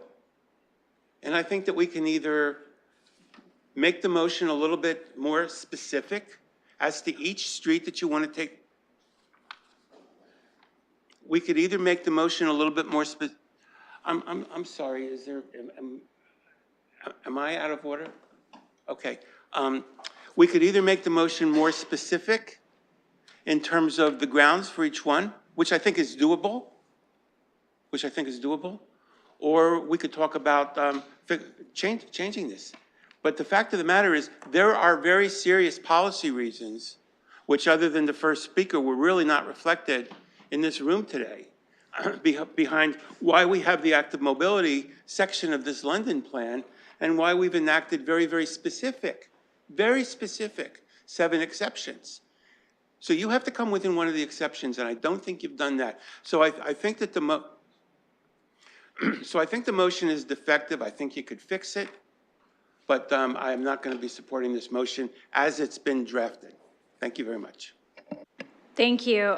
Councillor Cuddy, I saw your hand up. I do have Deputy Mayor Lewis next, and then your second round of comments, if that's okay. Okay, I'll go to Deputy Mayor Lewis next. Go ahead. Thank you, Madam Chair, and I appreciate colleagues taking the time to listen to me today as a visiting member of this committee. I thought it was important for 2 reasons. One, in the item that was pulled that we'll discuss later. I have a lot of new sidewalks, and so I want to make some comments about that. But also, because as I look around the horseshoe today, I'm cognizant of only myself and Councillor Van Meerbergen have been through this process before as members of council. And I will say I went through this myself in the last term on Buchan Road. And while there were many objections to the sidewalk before its installation, after the installation, I hear nothing but positive feedback and good things about it. Now, that comes to the point that both Councillor Trussow and Ms. Dan raised about involving the neighborhood in the design, because we went from a traditional sidewalk to a curb-facing sidewalk.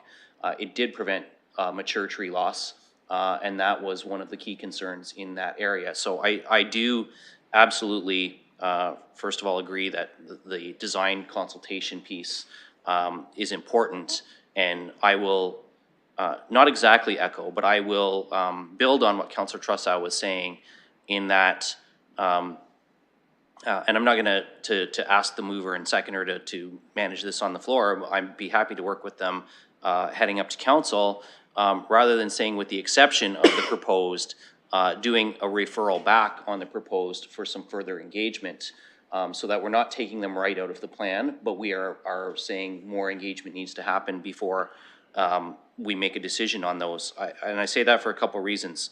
I agree with the councillor. Glengarry, we already have a sidewalk on one side. I really don't feel the need to do two sides on every street. And I will say, section 349 of the London Plan, I absolutely think does need to be amended to reflect that. I think one side retrofit is quite a reasonable approach. And where we already have one side, I don't feel the need to do two. I also think the councillor raised excellent points, as did members of the public, about crescents where we're proposing only a sidewalk on half. If we're going to make the argument that a sidewalk belongs on a crescent, it should be the whole thing, not just half of it leading up to the park, because people may be coming from the other half of the crescent to the park. So it's got to be, if we're going to entertain those, to me, it has to be the length of the crescent, not a segment. So I share that for food for thought moving forward, because I do agree. I did hear somebody say, why would you only do half a crescent? And that creates a greater danger, because people then move from the sidewalk to the road. And I fully agree with that. So whether a full sidewalk on those crescents is appropriate or not is a matter for a discussion in the future. I think a half a sidewalk doesn't make sense. So I can see where the councillor is going on there. But I will say to the members of the public as well, I do appreciate you coming and taking the time today, but I do think it's important to underline part of what Councillor Trussow said. We can't take just the opinion of we don't see the need for one as our sole decision making. We do have to think about the complete streets designs that we are trying to implement in neighborhoods across the city, both new and existing. We do have to take into consideration traffic engineering, and those public safety components, not just for the people who live there today, but for the people who will live there in the future. Because the time will come when, whether it's one of you, whether it's myself, whether it's Councillor Trussow, whether it's Councillor Pribble, when we won't be here anymore and somebody else will be calling our home home. And we need to think about those folks in the future as well. So typically on these local streets, and I don't want to put words in Ms. Dan's mouth, because I have a few PQIs that I think need to be revisited in Ward 2 as well. But I think that, you know, for the most part, we're typically looking at anywhere from a 25 to 30 year sort of time frame where local roads are expected to last, so sometimes 50, depending on how they're engineered and the time they were built. So the window to do these in coordination with other road work is often very small. And so if you miss the opportunity, then you're jamming it in outside of other work in the future, and that doesn't make a lot of sense either. So I see where the councillor is trying to go. I respect that. I respect some of the concerns that I heard from the community today. I'll happily work with the councillor offline to see if there's a way to improve this for council. But I will say I don't like the idea of just accepting a bunch of streets that are recognized right now. I think there's an opportunity to refer these for further discussion and some detailed design work before making a final decision on them. So, and I'll probably share the same sort of comments on the next PPM. So I'll just say ditto when that time comes. But I think that there's a number of factors we have to balance here. And I think there were some good points raised today that some of these don't really quite fit. Thank you. Exactly on time. Any further speakers? Okay, Councillor Cuddy, sorry, I'll go back to you. Go ahead. Thank you, Chair, and through you. I'd like to remind committee that the London Plan is a guideline. It's not the gospel. It's not chiseled in stone. It is a guideline. And I know this because on 2nd Street at Oxford, we're doing a development there and across in Fanshawe. And we'll make some changes to the London Plan to make it work. So it is a guideline, and we are allowed to make changes to it. I appreciate and respect my colleagues' opinions that I should change my motion. My motion will stay as is. I can ask my seconder if he still wants to second it, but I will not be changing it. Thank you, Chair. Thank you. Councillor McAllister, and then Councillor McAllister, if you will take the chair so I can speak. Thank you. Okay, thank you, and through the chair, I do appreciate the discussion we've had today. A lot of good insight that I've gained from it, both from the public and from my colleagues. I do actually agree with both Councillor Trusso and Deputy Mayor Lewis. I think the consultation could definitely do with some work. I think there is an opportunity to refine this a bit more. So I am a bit disappointed that there's not better language in this in terms of going back and looking at some of these, because the Deputy Mayor's point, I do agree in terms of some of the crescents, having the sidewalks on one side. But I do think there are larger issues and longer term issues at play that we need to factor in. We need to build a city, not just for ourselves, but for future generations. And I think that that's a factor we have to consider. I do often hear, a lot of time, I've lived in a neighborhood for so many years, and I appreciate that. And that's great that you found that to be your home. But I think we also have to think to the future and what future Londoners are looking for in terms of active transportation and being able to get around their neighborhoods. So I think that, unfortunately, I can't support this as is, because I do think that this needs a bit more work, and I would like to see it referred. Thank you. Thank you. If you don't mind taking the chair for me. Thank you, recognizing that I have the chair. Go ahead, Councillor Roman. Thank you, and through you. I want to first start by thanking the public for attending today and for all those that took the time to write into council and committee members about this matter. I truly appreciate hearing from residents on all sides of this. I will say that we're wearing our hat here as members of Committee of Civic Works, but we also have some former hats at play as well. Councillor Cuddy and I both represented this area as trustees for Thames Valley District School Board, so we're intimately aware of the neighborhood. I remember canvassing this neighborhood in 2018 when I ran for trustee as well, talking to neighbors about school issues. And this past weekend, I spent an hour and a half with Councillor Pribble going street by street with him, looking at the connectivity, talking through what some of the concerns were from neighbors, but also challenging him on his position around some of these roads and the amendments that he was looking to put forward. However, I did find that he came from a place of knowledge and understanding of not only what the neighborhood needs were, but also of how users are using those roadways currently, but also how they are also looking at what the future may look like as well. So I think that there was an opportunity to get an understanding from actually being on those streets. Beautiful neighborhood, absolutely beautiful. The tree cover, I absolutely see why neighbors are so inclined to want to protect that tree cover. And last year when we were having this discussion in White Hills, that was exactly where the neighbors in my community were. They wanted to protect that tree canopy. So I'm not sure if we're able to, but through you, I'd like to ask staff I know we've talked about expectancy in terms of some of the trees in the area. What kind of mitigation strategies, other than curb facing, can we look at in order to protect the canopy, or how much of the canopy is at risk based on putting in these sidewalks? Thank you. And through the, Through the chair. So removal of trees is never our first choice. We really do strive to reduce our tree impacts as much as possible while balancing our need for safe and reliable infrastructure. When it comes time to reconstruct a street, there's a lot of reasons why a tree might be impacted, and sidewalks is not the only one.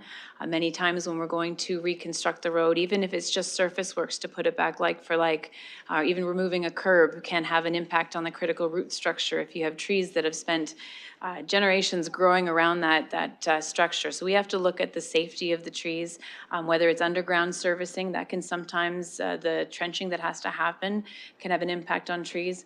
We also, before we start any project, do a full arborist review of the health of the existing trees. As I mentioned, sometimes looking at a tree, it's hard to tell whether there are any health issues associated with it. So again, when we come to that second stage of engagement, we're looking at the assessment of the trees, what's going to be impacted by the construction regardless of a sidewalk, and it helps inform where we might site a sidewalk within. If we know that we have poor health and we're losing 5 out of 8 trees on one side of a road anyways, maybe that's an opportunity to say, well, can we also look at putting a sidewalk in here? Again, at this stage of the conversation, we're just looking like at the blueprint level to say what are those key connections we want to protect for. It's too early to know how those impacts would play out, and that's why we do that street level engagement as we're coming into the design stage for those future projects. Thank you. Oh, sorry. So just to continue on with my Yeah, go ahead. with my commentary. I'm supportive of the motion that's in front of us. I do understand why my colleagues have some concerns around how we're implementing the London Plan and specifically around our policy on this item. However, I do think that there's some imperfection in the way that we're doing this. As we're engaging the community and we're hearing considerable feedback, to then go in and then make the recommendation and then go back again after design is done, I think while that makes sense from an engagement strategy, I do think that people expect that their voices will be heard. And so I think that this interim step where we have the opportunity to look at this, and we should be looking at this street by street, because even though we may be counselors for a specific ward or area, neighbors and residents know their area best. And I do think that we have to respect that voice, and I'll be supporting this motion for that reason. And I will take the chair back for Councillor McAllister. Yeah, go ahead. I'm turning the chair to Councillor Rahman. Thank you so much. And I'll look for any further speakers to the Northridge Neighborhood Connectivity Plan. Madam Chair, I'd like to speak if I could.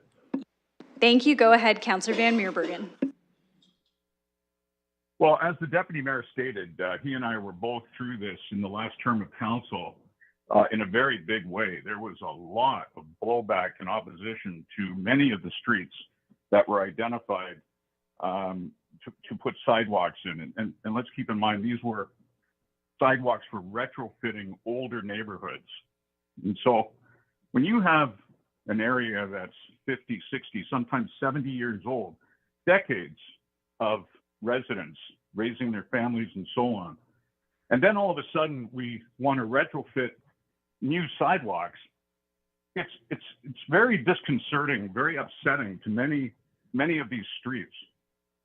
Now, barring a real safety issue, cutting their lawns, removing mature trees, it's just not what they want, and frankly, not what is needed. And so it's incumbent upon us as the local government to listen to these residents. And if the majority of the residents in a certain area on a certain street don't want the sidewalk, who are we to override them and dictate and impose when it's clearly not warranted? So I am 100% behind this motion, and hopefully we can garner a unanimous vote on this current motion. Thanks, Chair. Thank you, Councillor. Okay, it looks like I've exhausted my speakers list for members of committee and visiting councillors. With that, we have a motion on the floor, And I will look to open that motion for voting.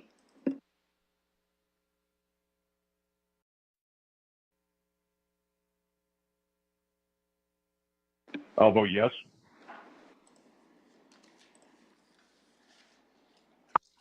Closing the vote, the motion carries 3-2. Thank you. Okay, colleagues, we have another public participation meeting, the Huron Heights Neighborhood Connectivity Plan.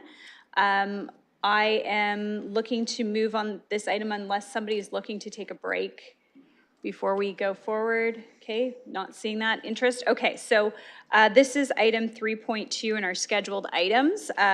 It is the Huron Heights Neighborhood Connectivity Plan. Before we begin with the public participation meeting, I'll go over to Ms. Stan for a quick presentation, and then we'll look to open the public participation meeting.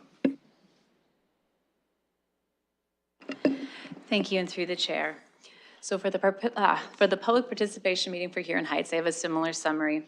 The Huron Heights area was identified for 2023 NCP engagement as both the local road reconstruction and new sidewalk programs have identified needs in the area in the coming years.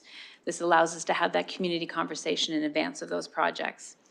The neighborhood was constructed between 1958 and 1968. The area is home to more than 10,500 residents, with more than half of those people living in homes and the remainder living in either apartments or condos. Huron Heights is served by 4 elementary schools with Montcalm and John Paul II high schools nearby. Huron Heights has several local parks and connecting trails, as well as recreational facilities. These include Huron Heights Park, the Northeast Pool, Genevieve Park, North London Optimist Community Center, Stronach Arena and Community Center, as well as Pawnee Park and Ted Early Soccer Fields. Again, the red boundary indicates the NCP review area, and the orange lines indicate the location of existing sidewalks. The long winding roads and crescents seen in Huron Heights are reflective of the design principles of the 1960s, with only streets built with sidewalks being the neighborhood connector streets. The 4 quadrants of the Huron Heights NCP area are each structured in a slightly different way, and they each have their own pedestrian destinations. So for each quadrant, the NCP recommendations focused on community feedback, pedestrian destinations, and desire lines, while also considering available neighborhood data, complete streets guidelines, the anti-racism, anti-oppression equity tool, and our climate emergency screening tool. At the same time, the NCP recognizes that clear feedback that we heard from this neighborhood as well, that looking to avoid impacts to trees, driveways, and landscaping. And so the NCP recommends exemptions to policy 349 for shorter, low-traffic crescents and courts that have no other pedestrian connections. In total, sidewalks are recommended for 20 streets in the Huron Heights neighborhood to be built at a time when they're reconstructed. Alternatively, an exemption to the policy 349 is recommended for 38 streets, 24 crescents, and 14 courts. And so just for a little bit of context on that, I'm going to just really quickly walk through each of the 4 quadrants of this area. We've got the section that's west of Highbury. This quadrant has quite a bit of high-density residential to the north of Victoria Road, including a seniors apartment at Cecilia Ave. We heard concerns about cut-through traffic combined with a high volume of pedestrians using Victoria and Genevieve crescents to access commercial areas to the east or to the school and park space to the west. There's also a number of well-used public path connections along these streets. Sidewalks are recommended for Victoria, Genevieve Crescent, Michaelmas Street, and Rock Street in this area. Between Highbury and Sanford, there are no sidewalks in this quadrant of the neighborhood at this point. We heard complaints about traffic speeds and poor driver compliance at stop signs. The sidewalk recommendations for this part of Huron Heights aim to reestablish a bit of a more traditional pedestrian grid. So it did that by focusing on the spine of Patan Drive and then the cross streets that have connections to either other streets or pathways. If we go east of Sanford, staff had previously received requests for sidewalks on Tewksbury Crescent to support pedestrian connectivity for Evelyn Harrison Public School. Based on feedback received and our neighborhood information, the NCP also recommends adding sidewalks to Perth Avenue, Perth Street, and Sorrel Road to further support connections around the school. Sidewalks are recommended for Farnsborough Crescent, along with a short connection on Langton Road, as Farnsborough was noted by many residents as a key neighborhood access point to the south. And then Calidar was identified for a sidewalk due to its length and connection to employment lands. We recognize we did hear a lot of feedback about protecting the tree canopy for this street. It's quite lovely, and staff in this case left this on the recommendation because we're quite confident we could find a design that would put the sidewalk behind the trees and protect for the streetscape.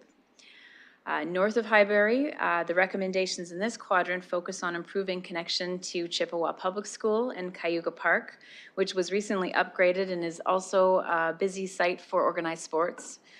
Sidewalk connections are recommended for Cayuga Crescent, Pawnee Road, and Pawnee Gate. We heard from some residents that the lack of sidewalks combined with frequent on-street parking makes these streets feel unsafe when walking with children. In addition to the sidewalks, the NCP suggests monitoring the need for a new pedestrian crossing where Cayuga Crescent meets Oakville Avenue. Residents noted high pedestrian traffic and some concerns around safety.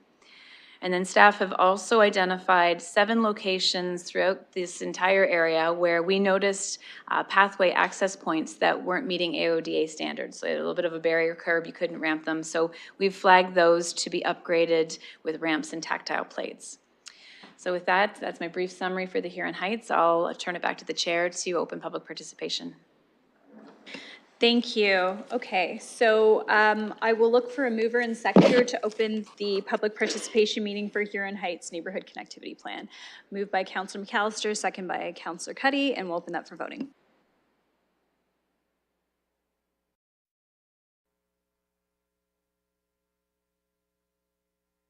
I'll vote yes. Closing the vote, the motion carries 5-0. Thank you. And we have no one in gallery. We are just going to double check that there is no one looking to speak online. And we have no one online as well. So I'll do one last call for anyone that's looking to speak on the Huron Heights Connectivity Plan. And seeing and hearing none, I will look for a mover and seconder to close the public participation meeting. Councillor Cuddy, seconded by Councillor McAllister. And we'll open that for voting.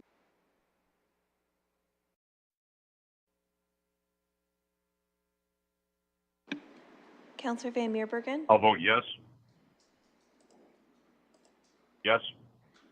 Thank you. Closing the vote, motion carries 5-0. Thank you.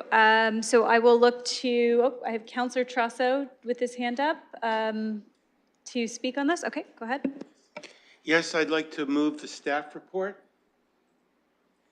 Okay, do I have a seconder for the staff report? Councillor McAllister. Okay, so I will look for debate on the motion. Anyone looking to speak to, okay, Councillor Cuddy, go ahead.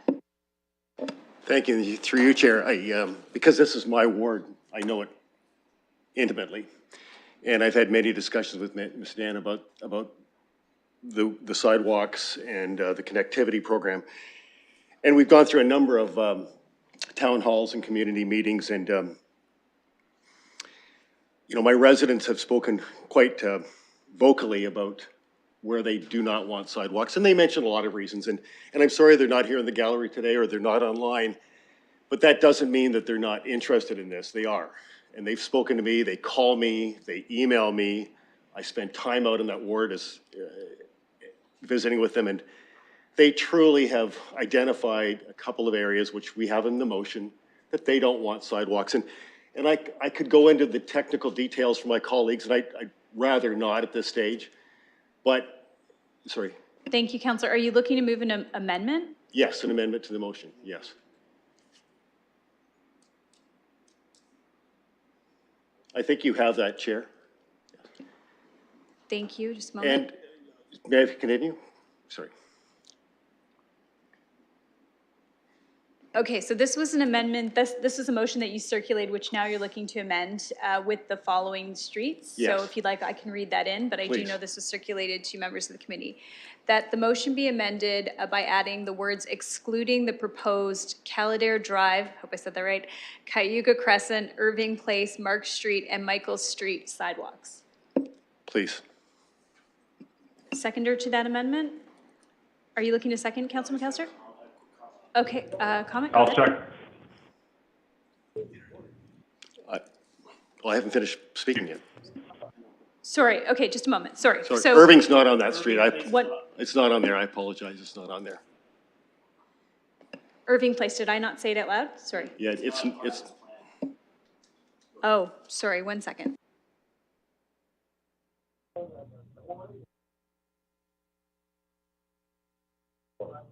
Just a moment, I just want to consult the list so that we have that correct in the amendment.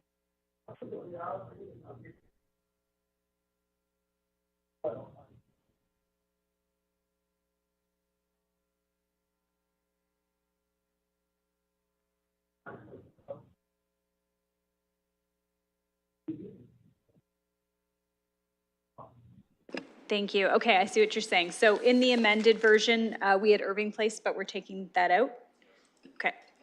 So that will be removed for your motion to amend. And you had a seconder, I heard Councillor Van Meerbergen agreed to second? Correct. I will second. Okay, thank you. So we have a motion as an amendment, sorry, first to deal with on the original motion. And the amendment is for Calladair Drive, Cayuga Crescent, Mark Street, and Michael Street sidewalks. And over to you, Councillor Cuddy, to continue. thank you, Chair. And just in conclusion, I am grateful to, again, to staff for putting sidewalks on Tewksbury by the school, which are very badly needed, and also a heavily traveled area because of a lot of Fanshawe students, and also on Pawnee, which is a feeder street for Chippewa. So, and also has a number of crosswalks there for pedestrian crosswalks for kids. So thank you very much for that, and I look forward to support for my amendment to the motion. Thank you. Thank you. Okay, so we've got an amendment on the floor right now. Any speakers to the amendment? Councillor Trosso. Through the chair, may I ask the staff if you could briefly respond to the streets in the motion that are being taken out, and if you have any comments about that?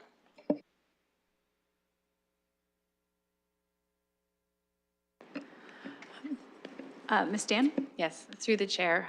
So the NCP recommendations that are brought forward is staff recommendation based on all those policies that I mentioned. As I said, committee has the opportunity to approve it in whole, in part, or not at all. So it seems like that's the direction that you're headed in.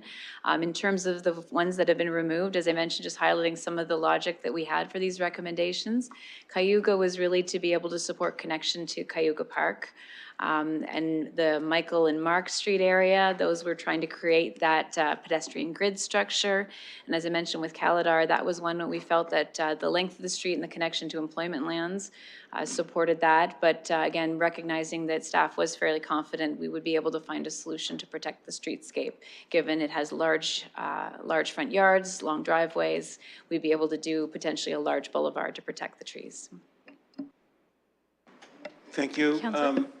So through the chair to everybody, on the merits then, I'm not going to be supporting this amendment.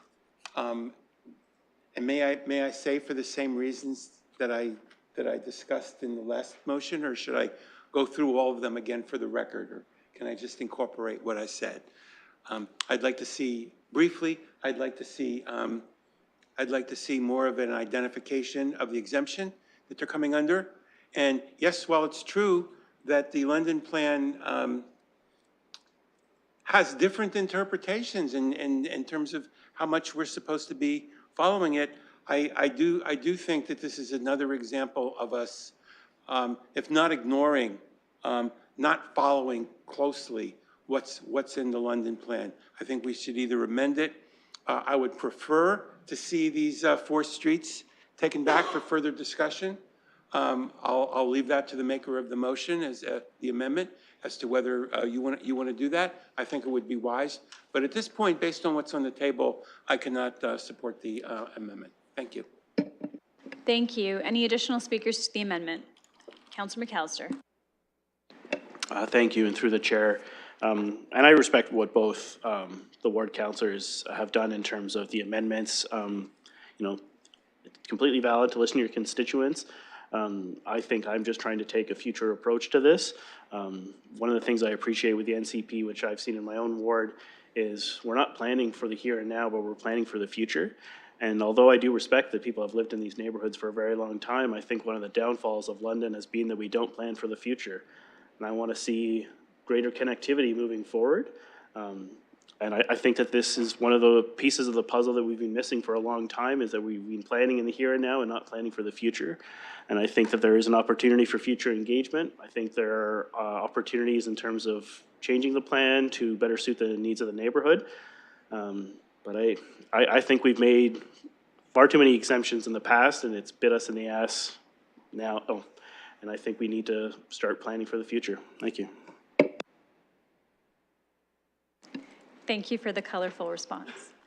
Councillor Cuddy, go ahead.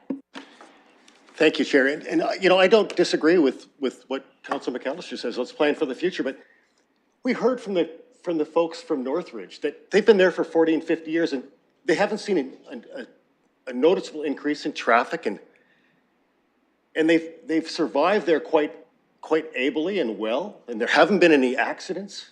So I'm not sure, we've heard people say many times, it's a problem looking for a solution, or whatever they say. Anyway, I don't anticipate that there will be any more problems, whether it's in Northridge or it's in Huron Heights, because we haven't had a problem there. And yeah, we're looking at families, but we did hear young families talking about how they don't want sidewalks for the reasons that they stated. And so, Chair, with all due respect to my colleagues, I think we need to listen to the residents. And they're not the residents from the future, by the way. They're the residents now. So thank you very much, and I do hope I get your support for this motion. Thank you. Thank you. Any additional speakers? Oh, Yes, Madam Chair, I'd like to speak. okay, I'll go to Councillor Van Meerbergen, then over to Councillor Pribble. Thank you. I have to agree fully with Councillor Cuddy. We have to rely on the local councillor, the local ward councillor, about the fact that they know best in terms of their own particular area. So if I hear a local councillor saying this road, that road, this other road doesn't have support for sidewalks, the majority do not want it, I take that to heart, and we have to go with the majority view of the tax-paying residents. It's their homes, their area. Obviously, they're more than comfortable with the status quo and the way things are. They have their own connectivity. They forged it through decades of residence. And so we have to basically just use logic and common sense. The fact is, they don't want it. They like what they've got. In most cases, it's something that they've lived with, as I've said, for decades. So I will be supporting this amendment, and I thank Councillor Cuddy and also Councillor Pribble for bringing these amendments forward. Thank you, Chair. Thank you. I'll go over to Councillor Pribble now. Thank you. Just a comment in supporting the two comments made by two fellow councillors. And I just want to say that I do believe that we need to revisit this. And I did ask, as a member of the audit committee, I asked for 2 areas, our auditors to look at value for the money. And this is one initiative, and the other one is homelessness. And I do think that until this is kind of put forward or we revisit this, I would be standing behind the councillor, and especially the councillors, if we are doing our homework and if we are coming up with, again, it's not really just the support of the people, but really the reasons why we are not recommending. And as I said, just going back to mine, that it's really cutting through and people are walking extra 100 meters or 50 meters when we provided a great lighting sidewalk just for them not to be able to cut through, potentially save 30 seconds of life. 30 seconds of time. So anyways, I just want to say I totally agree, and I will, until this is revisited through London Plan and potentially through our auditors, value for money, I would certainly support the councillors in these decisions because they are the ones who are daily speaking to people and they are the ones who are defending the reasoning behind it. So thank you very much, and I would be certainly at the council supporting the councillors' recommendation. Thank you. Thank you. Seeing that we have no further speakers, I hope it's okay with the committee that I speak from the chair. I just wanted to first thank staff for, again, providing the work that they have with this neighborhood connectivity plan, for the countless hours of engagement that you've done. I want to thank Councillor Cuddy for his work as well with his constituents. Thank you for reaching out early for discussions on this. And, you know, I think this is one of those recommendations that we should say makes sense in terms of the neighborhood connectivity plan, where we have 16 streets that are basically being recommended and 4 where we're saying, you know what, not these 4. And when I looked at the connectivity related to those streets, they were less about how they connect into the walkability for, let's say, schools and things like that. They were more about how they feed into the rest of the grid. So I trust that the ward councillor who has engaged with his residents knows that area very well and intimately knows those streets. And unfortunately, I hadn't had a chance to drive down all of them, but I did drive down a bunch of them and walked them as well in a few cases. And I can tell you that I noticed similarly that where it really made a difference, where you really saw the need, was along some of the streets that were closer to the schools. So thank you again for that engagement. I will be supporting this amendment. Councillor McAllister. Thank you, and through you to staff. I just have a question in terms of the AOD guidelines and in terms of new subdivision construction and what's required for sidewalks. Because I think a lot of, with the NCP, it's this old way of building versus new way of building. And what are the current requirements in terms of sidewalk construction? Ms. Stan? Yes, through the chair, without exception on new subdivisions, sidewalks are installed on both sides of every street. Thank you. Just to clarify, is that for subdivisions that were approved before a certain amount of time, before a certain point in time? In terms of the date that it comes into effect, I wouldn't be able to speak to that. I'd have to check back in with my partners in the planning division. But I do know that the current policy is applied to, as we get new draft plans of subdivision for approval, they include sidewalks on both sides of every street. Thank you. Okay. Looking for any further speakers before we call the vote? Seeing none, we'll open that for voting.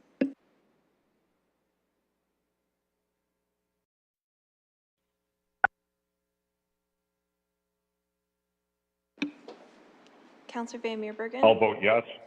I'll vote yes. Closing the vote, the motion carries 3-2. Okay, so that addresses the amendment. Now we'll move back to the main motion. Any speakers on the main motion?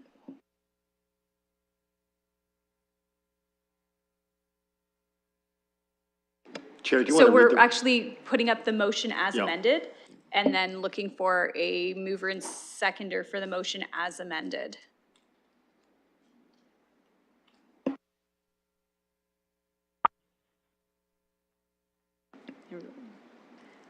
Just looking for a mover for, okay. I have Councillor Cuddy. I'll second that motion.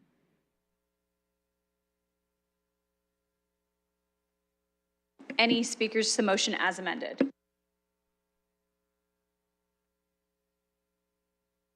Seeing none, I will look to open that motion.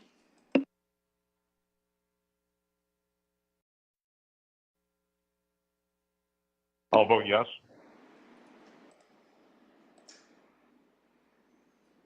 Closing the vote, the motion carries 3-2. Okay, thank you, everyone. We are now on to item 4, items for direction, which is what was 2.3, the new sidewalk project list for 2024. So this was in front of us, just going back to the report, to be received. And looking for a mover and a seconder, and then we can begin conversation. Councillor Cuddy and Councillor McAllister. Thank you. And I know that there was some interest in having a conversation about this item. Any speakers to this? I have Deputy Mayor Lewis. Go ahead. Thank you, and I appreciate the committee again allowing me an opportunity to speak on this one. There's a number of road reconstruction and new sidewalk program projects in Ward 2 on this list. And I will say, despite the fact that there are some neighborhood objections on the Bow Street Burnside Drive, I'm very supportive of this. This is an active walk to school route for students at both J.P. Robarts and Holy Family Elementary Schools. Mr.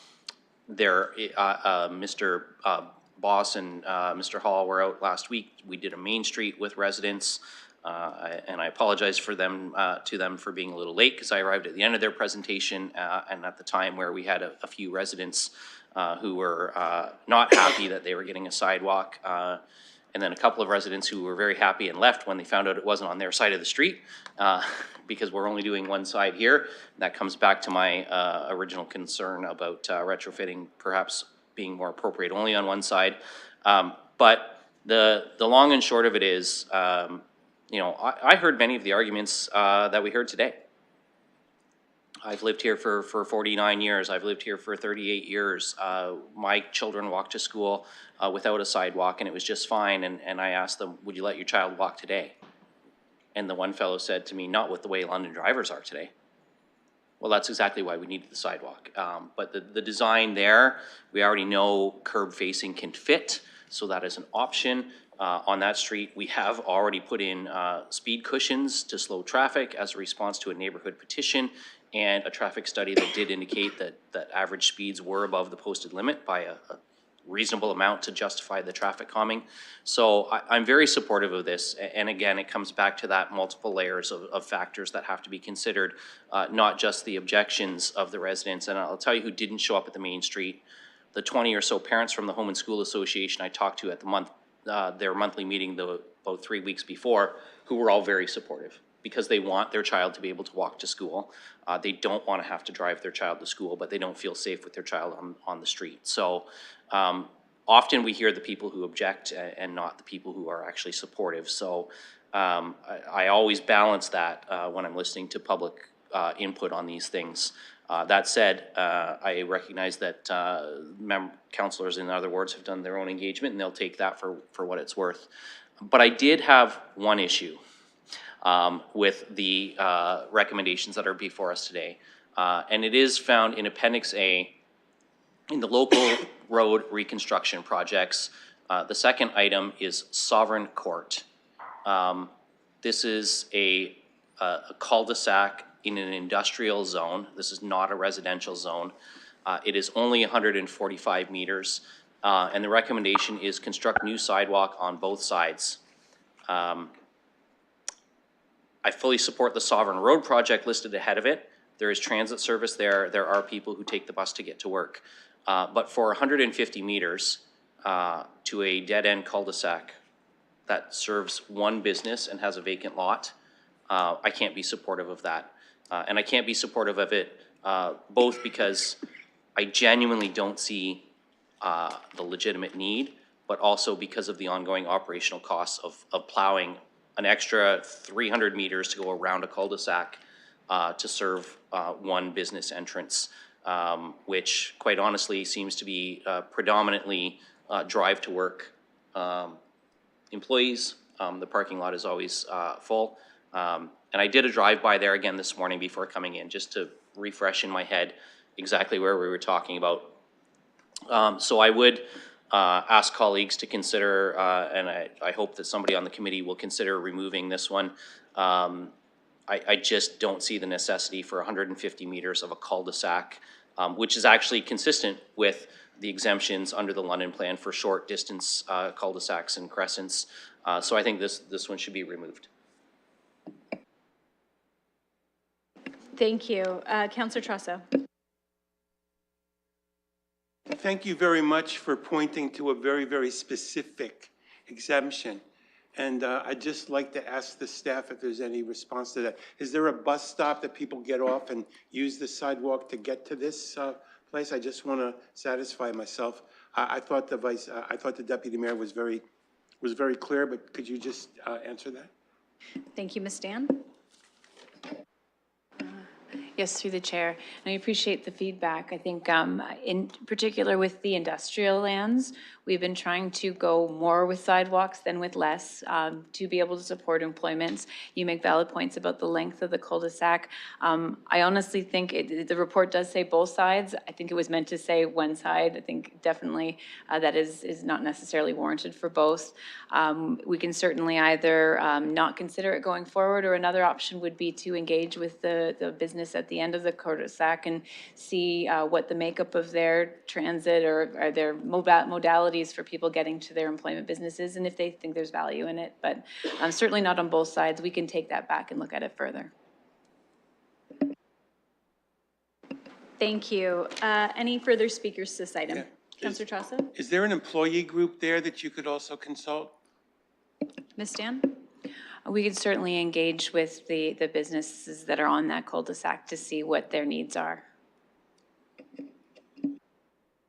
I'm asking about like employees who may view things differently than the employer.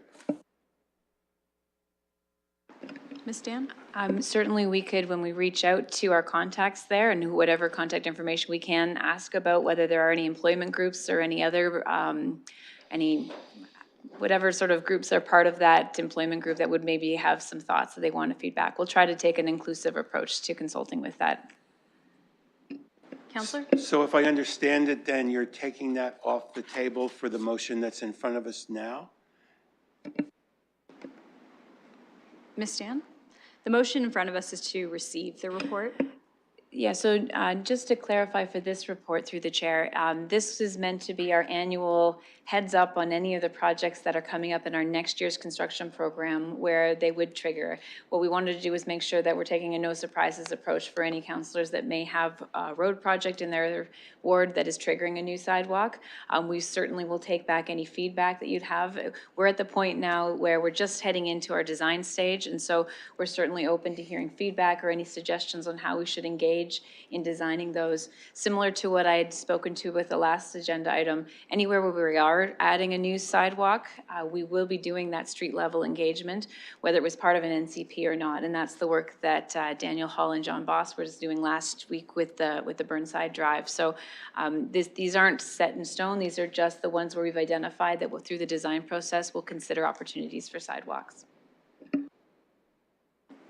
My only other question then through the chair is may I know we shouldn't do cross debate, but may I ask the deputy mayor what his feeling is on this? Because I'd like to defer to him on this. Sure, I'll go back to the deputy mayor. Go ahead. Certainly, I'm happy to respond to that. The local road improvement project that's happening on Sovereign Road is absolutely needed for our industrial areas. As I indicated, there is transit service on Sovereign Road. So I believe that the walkability is being met by the Sovereign Road project. I believe for the sake of operational moving forward and just in general the need.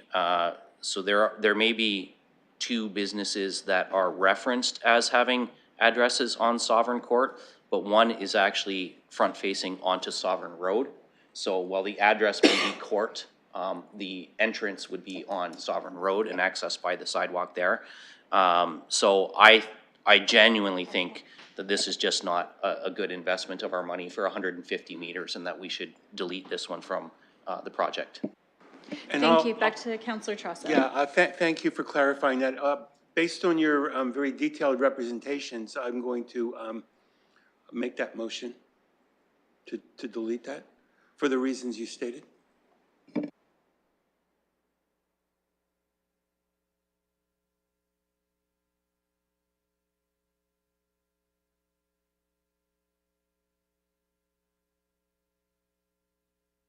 Just a moment.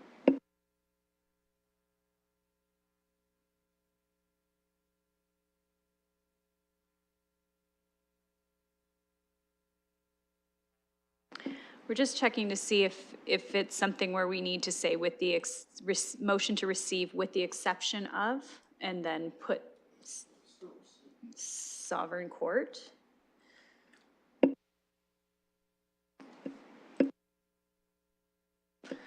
Deputy Mayor Lewis? If I can suggest that the motion might read that the report be received and that Civic Administration be directed to remove Sovereign Court from the list in Appendix A. I Thank you, think that's that what we're would working meet on right that. now.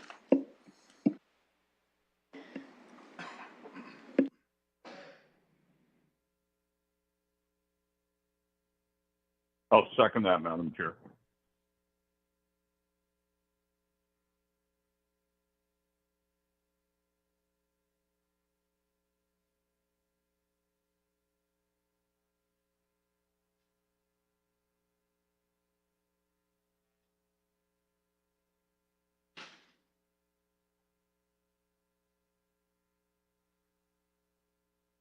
Okay, so we're just posting that into eScribe for you. It would be basically taking the motion and giving it a part A and B.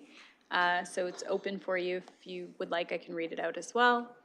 That with respect to the matter of sidewalks, the following actions be taken. A, that on the recommendation of the Deputy City Manager, Environment and Infrastructure, the staff report dated November 14, 2023, with respect to the new sidewalk project listed 2024 be received. And B, the Civic Administration be directed to remove Sovereign Court from Appendix A of the above noted staff report.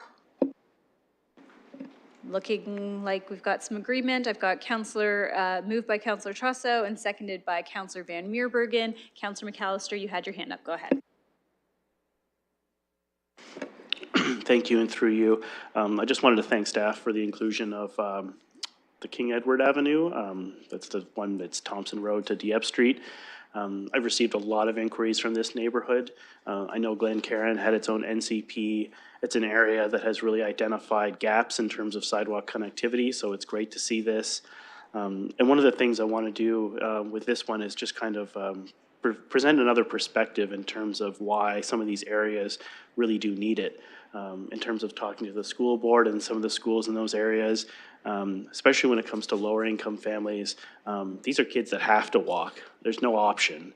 In some cases, yes, you do have schools where there's a backup in terms of kids being dropped off, but then you have other cases where parents don't have an option and the kids have to walk.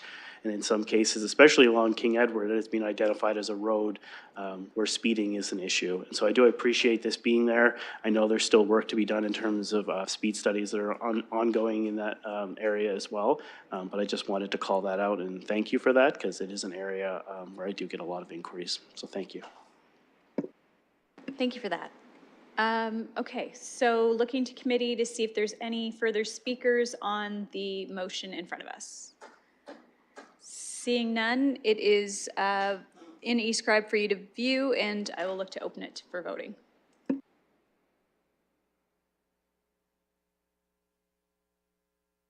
I'll vote yes.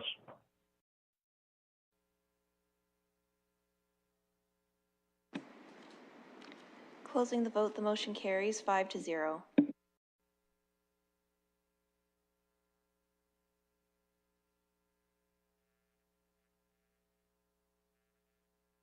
Okay, thank you, everyone. So that deals with our items that were for direction. There are no deferred matters. I've not been made aware of any additional business at this point. So we'll move to item 6, adjournment. Looking for a motion to adjourn. I'll move adjournment. Thank you, Councillor Van Meerbergen, seconded by Councillor Trosso wants to agree with you again, so we'll go with that. By a show of hands, thank you. We are adjourned. Thank you, everyone, for your cooperation today. Thanks. And thank you, Chair.